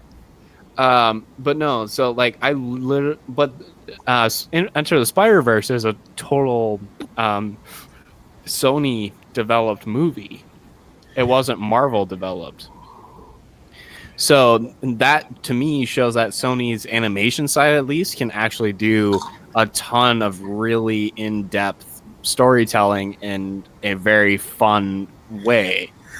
And I enjoyed Enter the Spider-Verse a lot more. And they also like opened up for like what their sequel is going to be. They opened up a huge universe for that, and also to have like returning characters and whatever. So I was like, oh my gosh, they like did the perfect setup. But I've heard some people put some fan theories out there about them combining the different Spider-Mans, the Andrew Garfields and the who did the Sam Raimi, the gentleman who was Spider-Man in the Sam Raimi films. Who I love Sam Raimi, but I just Tobey Maguire. Yes. I mean, they could do like a interdimensional type of something at some point. Oh yeah, that's like a definite thing within the Spider-Man comics now, and also with pretty much every cartoon show has set up that there is a Spider-Man multiverse where it centers around just Spider-Man as a whole. Kind of the same way how in DC, how the Flash is like the focal point to where worlds go either good or bad or whatever. They like split whether like the Flash dies or whatever. No, the focal point of a lot of Spider-Man animated series has been the multiverse, like multiverses colliding, and doing a full like Maguire, Garfield, and Holland reboot. That would make a ton of money, and also adding Miles Morales into it, which they've already alluded to in Homecoming. So, wait, who's that? So Miles Morales is the main character in Enter the Spider-Verse. Oh, he's basically a Puerto Rican gentleman who got spider powers because of. I haven't read those comics because gotta keep in mind I got boomer knowledge of Spider-Man, so yeah. So Miles Morales basically gets bit by another radioactive spider, and Peter Parker is also in that universe as well, or in that world as well. Peter Parker's a little older. Miles Morales is kind of his mentee, so there's a couple different takes on it. The main, I think, canon one is that Peter Parker dies and Miles Morales takes his place as Spider-Man because he also has the same abilities and the same powers. That's what happens in Ultimate's universe. But then I think there's a crossover and they combine the universes or something. I'm confused. The last 10 years of comic books, I've only got vague references to. Yeah. There's not a huge amount of congruency, but I mean, if Peter Parker were smart, at least according to the most movies, he would have just created his own radioactive spider if he wanted to lead up somebody else in the future, and bred them and kept them to himself. And then there's Spider-Man 2099. Spider-Man 2099 is the shit. I've been reading the comic books back in the day. I thought it was decent. Wasn't there something David? Some Peter David's? What was his name? The black guy who wrote that. It was good shit. Yeah. So I would. So what I saw was actually really funny, or not really funny, but really cool. And what kind of alluded to this is there was a video game in 2014 that was released called Spider-Man Web of Web of Shadows, or no, it was Shattered Dimensions, and it covered the Amazing Universe, the Ultimate Universe, the Noir Universe, and the 2099 Universe, and they all shit, I forgot collided there was together. Spider-Man Noir too. Dude, Set back the in, like, Noir. 30s or 20s? Dude, yeah, so Marvel did a quick stint of a noir series on all the Marvel characters, or a couple of the Marvel characters, specifically Iron Man, X-Men, and like all the X-Men. The X-Men one is the best out of all of them. Spider-Man Noir, and I believe they did another one. They made 2 X-Men issues because the X-Men was like the easiest one to write for, because they could really make it kind of mob mentality based. But the Spider-Man Noir became a part of the universe through the comic books and then through that video game, and now it's a pretty like well-known Spider-Man. It's one of like the inner Spider-Man fans like favorite Spider-Man. So seeing that, I was like, wait, they have to show 2099 then. And then at the very end credit sequence, and I'm like, yes. So I don't want to talk about Spider-Man all night, but do you think there will ever be, at least on film, a mix between X-Men and Avengers? No. Damn it. They own Fox. Well, they bought Fox and now have that and a Fantastic Four. Now, if Marvel would just buy fucking Sony, and unfortunately, they had to buy Universal too to get the Hulk back. Here's the problem: in the late '90s, my understanding, Marvel was going through a bankruptcy issue, and they sold rights for fairly cheap to a bunch of different film companies. Yep, they did. Well, that sucks. You need the other.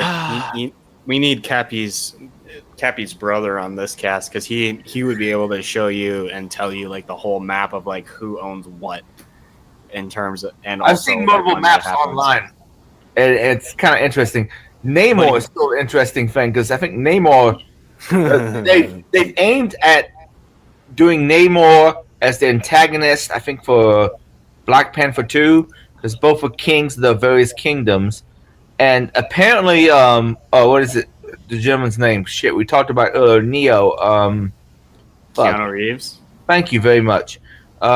Him doing some role in the Marvel Universe. They thought it was Eternals, but I don't think that played out.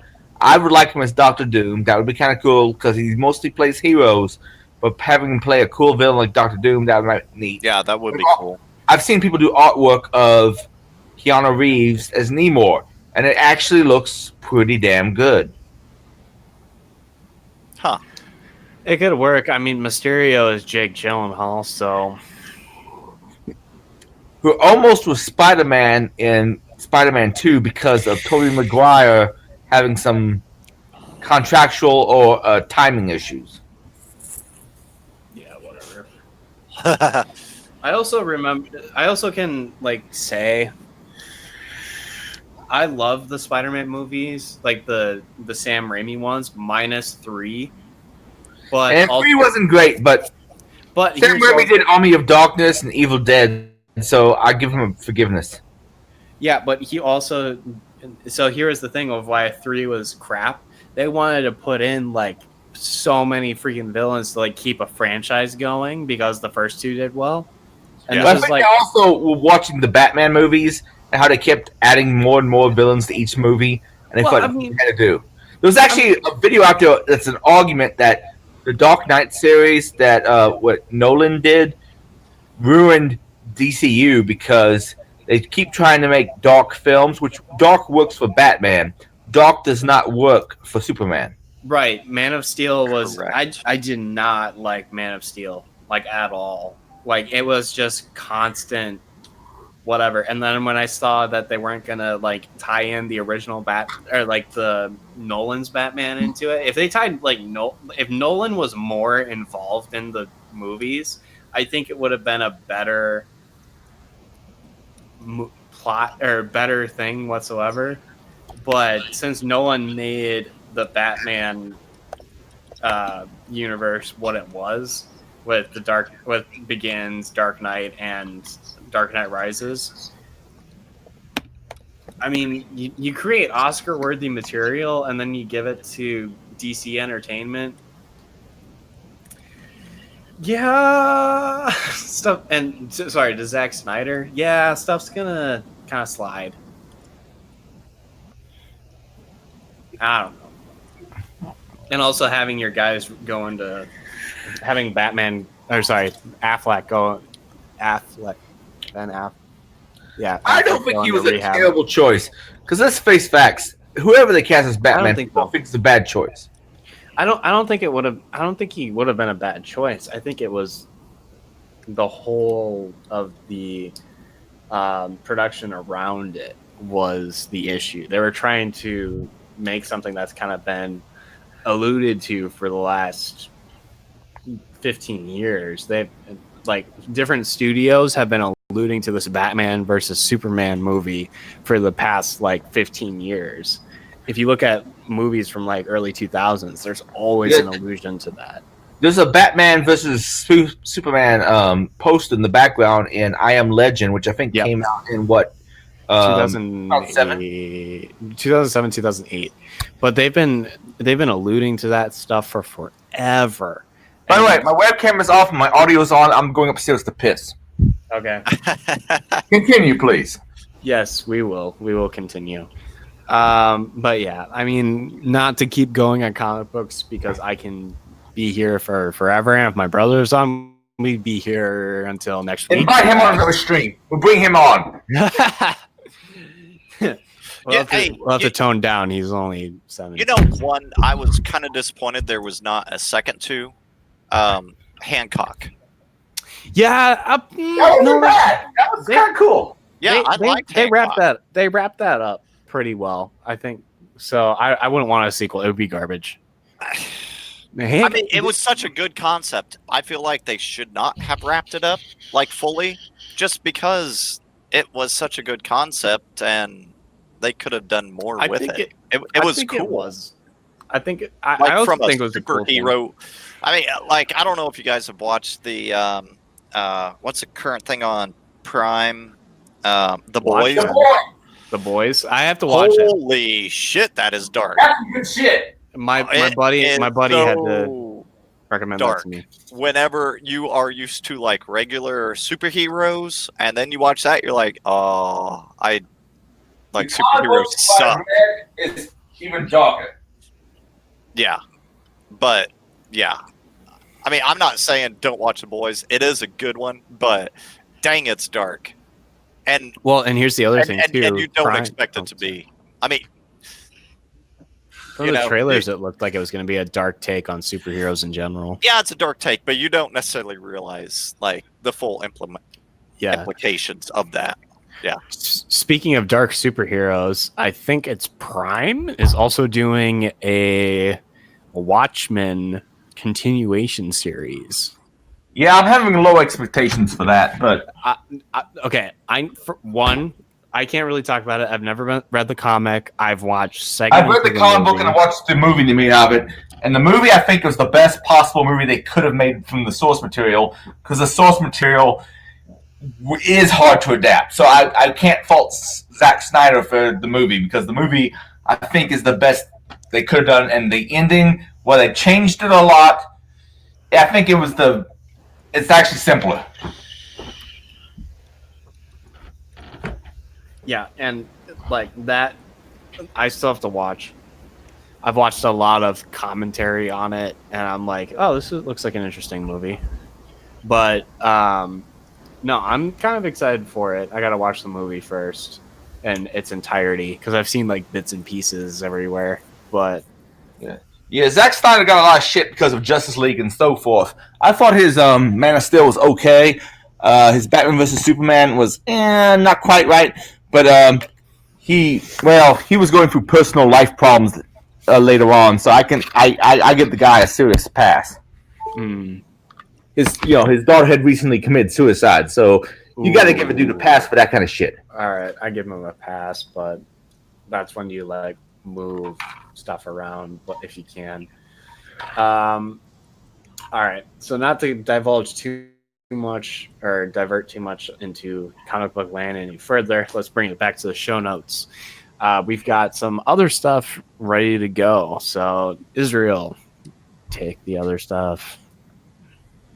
Whenever you get that I pulled did up. not add the tech support scammers. Who added tech support scammers? Darren? That sounds like you. Is Darren on? He's there, but he is muted. Darren, So tech support scammers. Darren, you're muted. From Como News.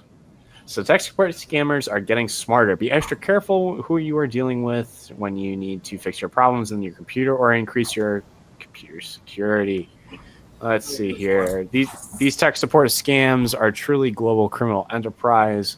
When you might have gotten a cold call before and didn't sound very sophisticated, now they're better at their tactics, they're better at their online tactics, and they're better at their pop-ups.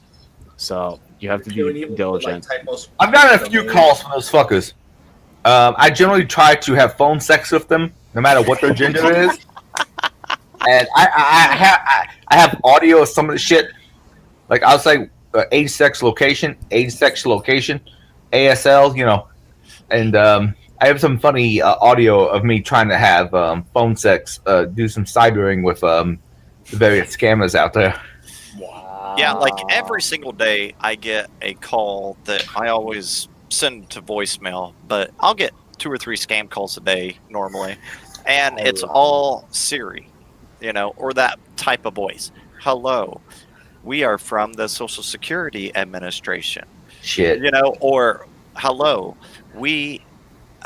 this is Officer something something. You qualify for a zero interest student I loan. got expensive one time, and I told one of these people, I keep getting you Indian phone scammers, and they said, I am not Indian, I am Pakistani. And I'm like, well, you can't tell the difference between an Englishman and a Frenchman, so... And that really pissed them off, because apparently the Indians and the Pakistanis do not like each other very much. No, they do not.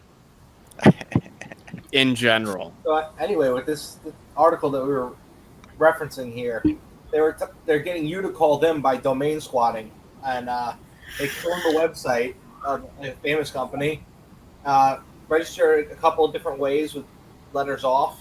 Yeah. And people, when they have problems, they go to call support. They replace the support phone numbers, and they end up calling Indian Data Center.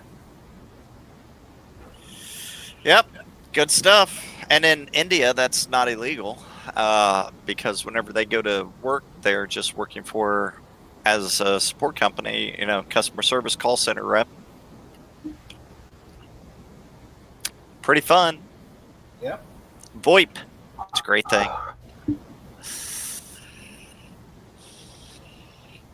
Fun. Okay, what do we have up next? Venture B, Google on Mozilla block Kazakhstan root CA cert from Chrome and Firefox. Who threw that on there?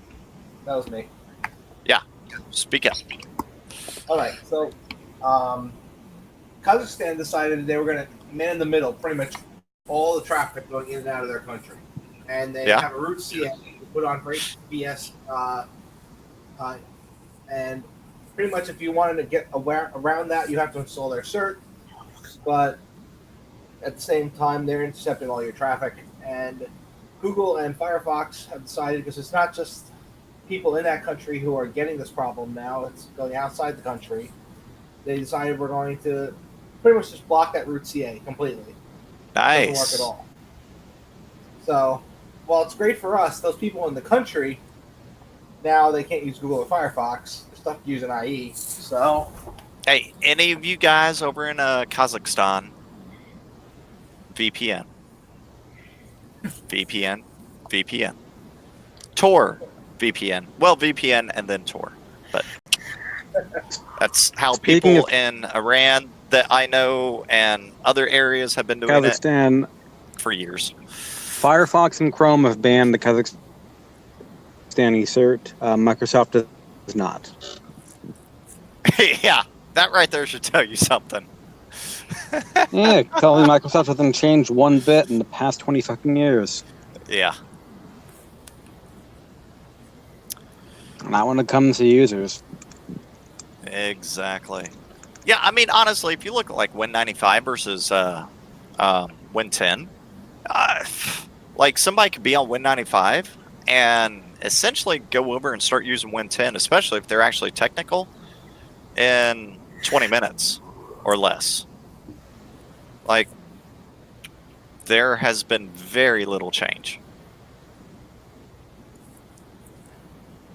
Well, they could use the basics, but a lot of the advanced stuff would take some time to get up to speed on.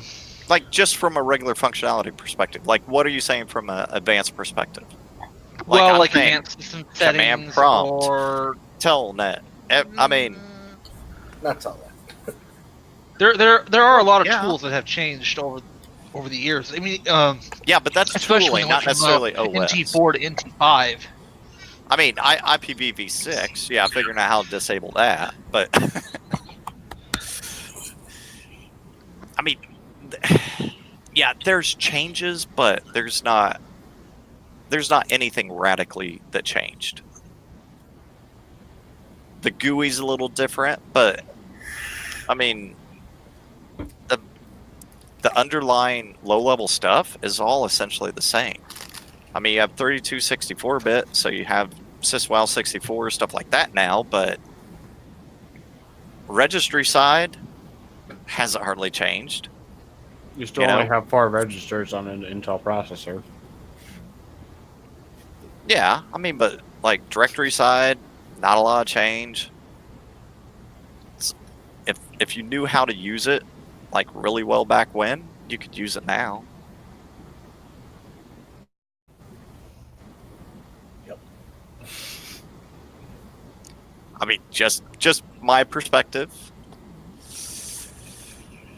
Okay, let's hit the next one. Google estimates that 1.5% of all logins have been exposed in data breaches. All current logins. So, anything you log into, everything that everyone logs into. This includes OAuth. Yes. 1.5% of all of those. And we're not talking passwords. We're talking explicit username and password combos. Has been compromised in breaches. Stop reutilizing crap. Use a password manager. I use LastPass. What is Darren? I think you use something different, right? No, I don't use a password manager actually. Oh, okay.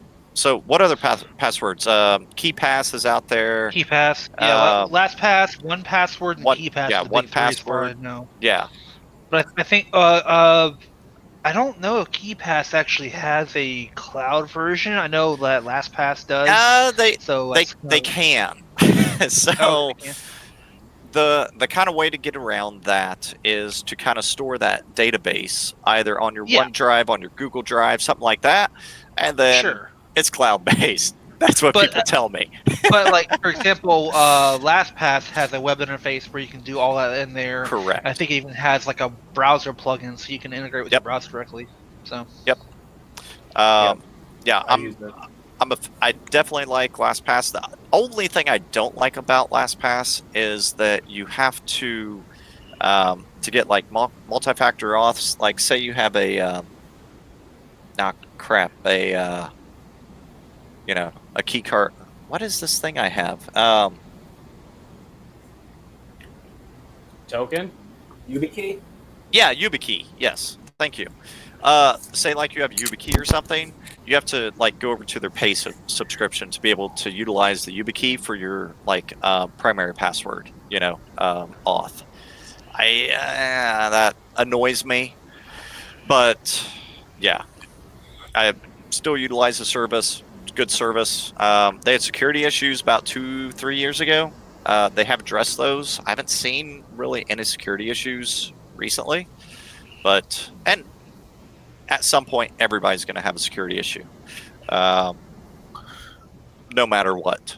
And so that's how I kind of fashion it up to them. I'm not going to completely leave a company due to one security issue, because it will happen. But if that same issue occurs 2 times, yep, I'm going to ditch your ass and never look back. Okay, next up we have cloned VPN provider sets up malware. Who threw that on? That was with me. So this one's pretty quick and dirty. It was NordVPN. They cloned Get it. a little closer to your mic. Eat that mic. Eat that mic. Like Israel would eat a cock. Wait, did I say that out loud? Shit. Sorry. Rewind. Yes, you did say that out loud, and no, I won't. Thank you very much. All right. Am I able to be heard now? You're still a little far away. Shit. Hold on. That's better. I got your volume Okay. turned up all the way, Frank. Yeah, I got it up now. I just realized what I said. Anyway, so they cloned the NordVPN site exactly, except for the executable to download when you download the agent.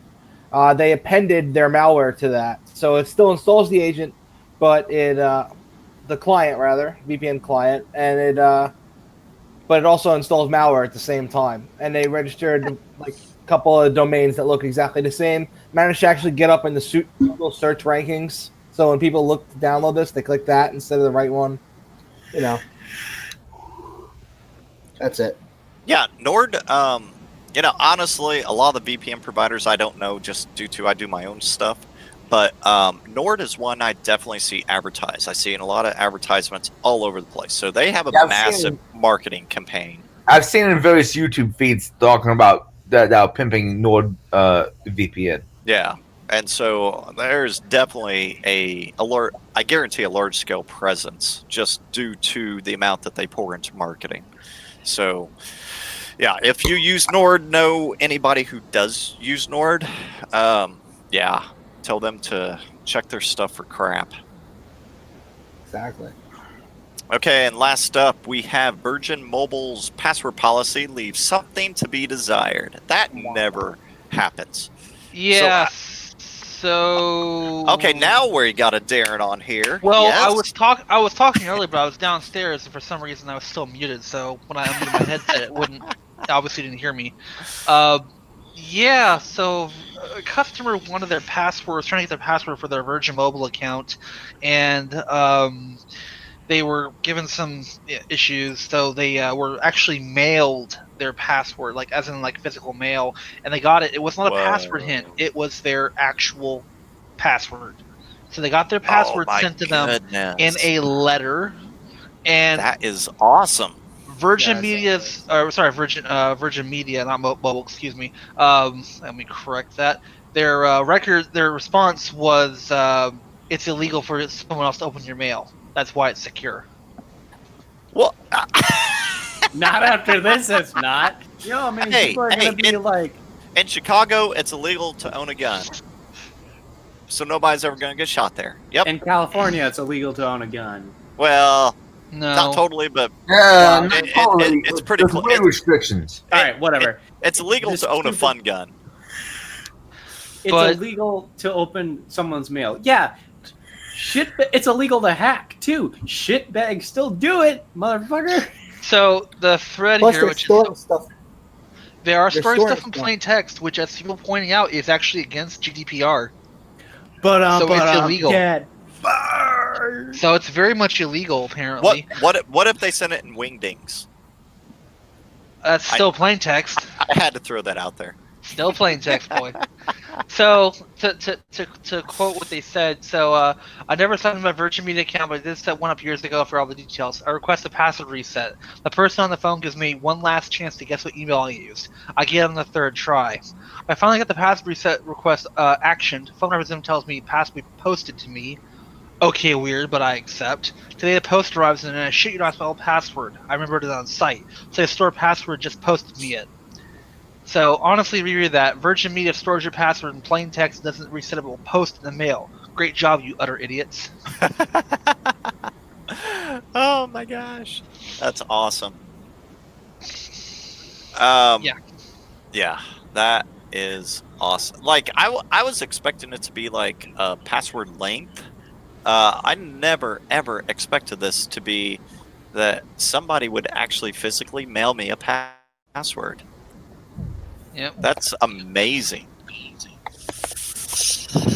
Okay, so somebody on YouTube asked a question in regard to privateinternetaccess.com. I can neither give like a good ranking or a disapproval ranking for them. I mean, it's good that they are VPN.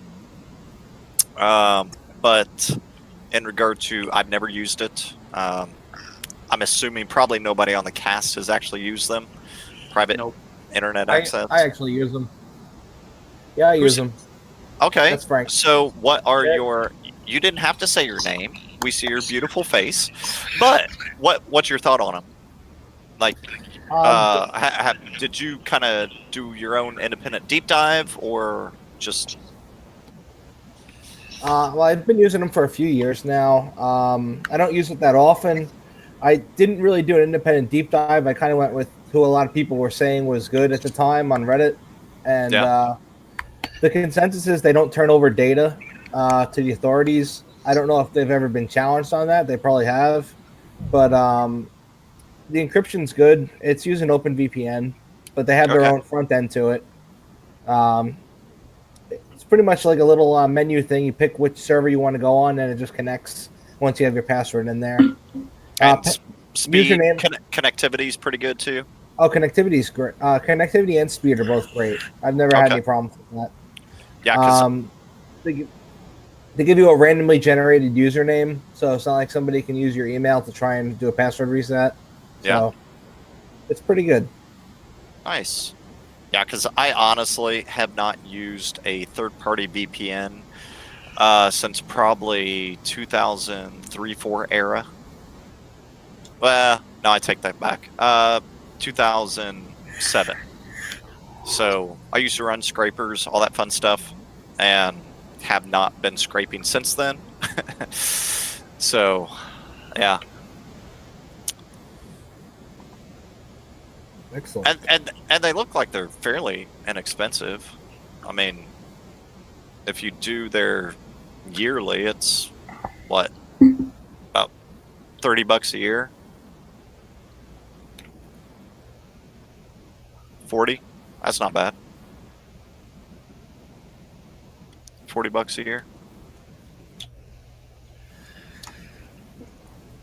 It could be worse. Yeah. Oh, yeah. Back in the day, I mean, I had one that I actually paid for, and then I had, you know, back in the day, we still had the more open VPNs, and they still exist. It's just a lot harder to find that have like decent connectivity.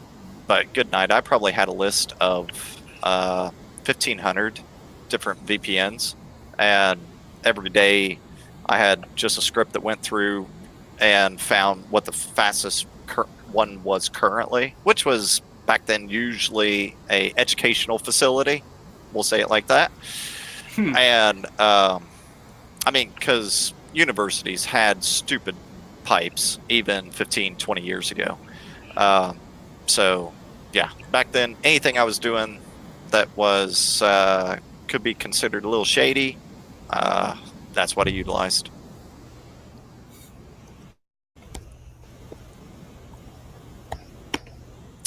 Okay. Anybody got anything else for tonight? I'm all tapped out on my end. Like literally, I just finished my beer. That's one beer. Yeah. So we're ready to go off air?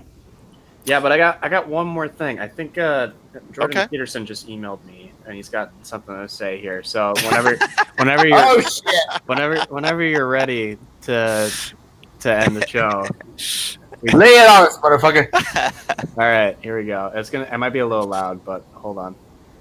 Thank you for listening to the Irongeek podcast. Catch us next week on Wednesday at 7 Eastern Standard Time. And that's all, folks. End the stream, Adrian. All right, catch everybody later. Thank you very much. I got to find the right tab to do it, but goodbye. See you next week, everybody.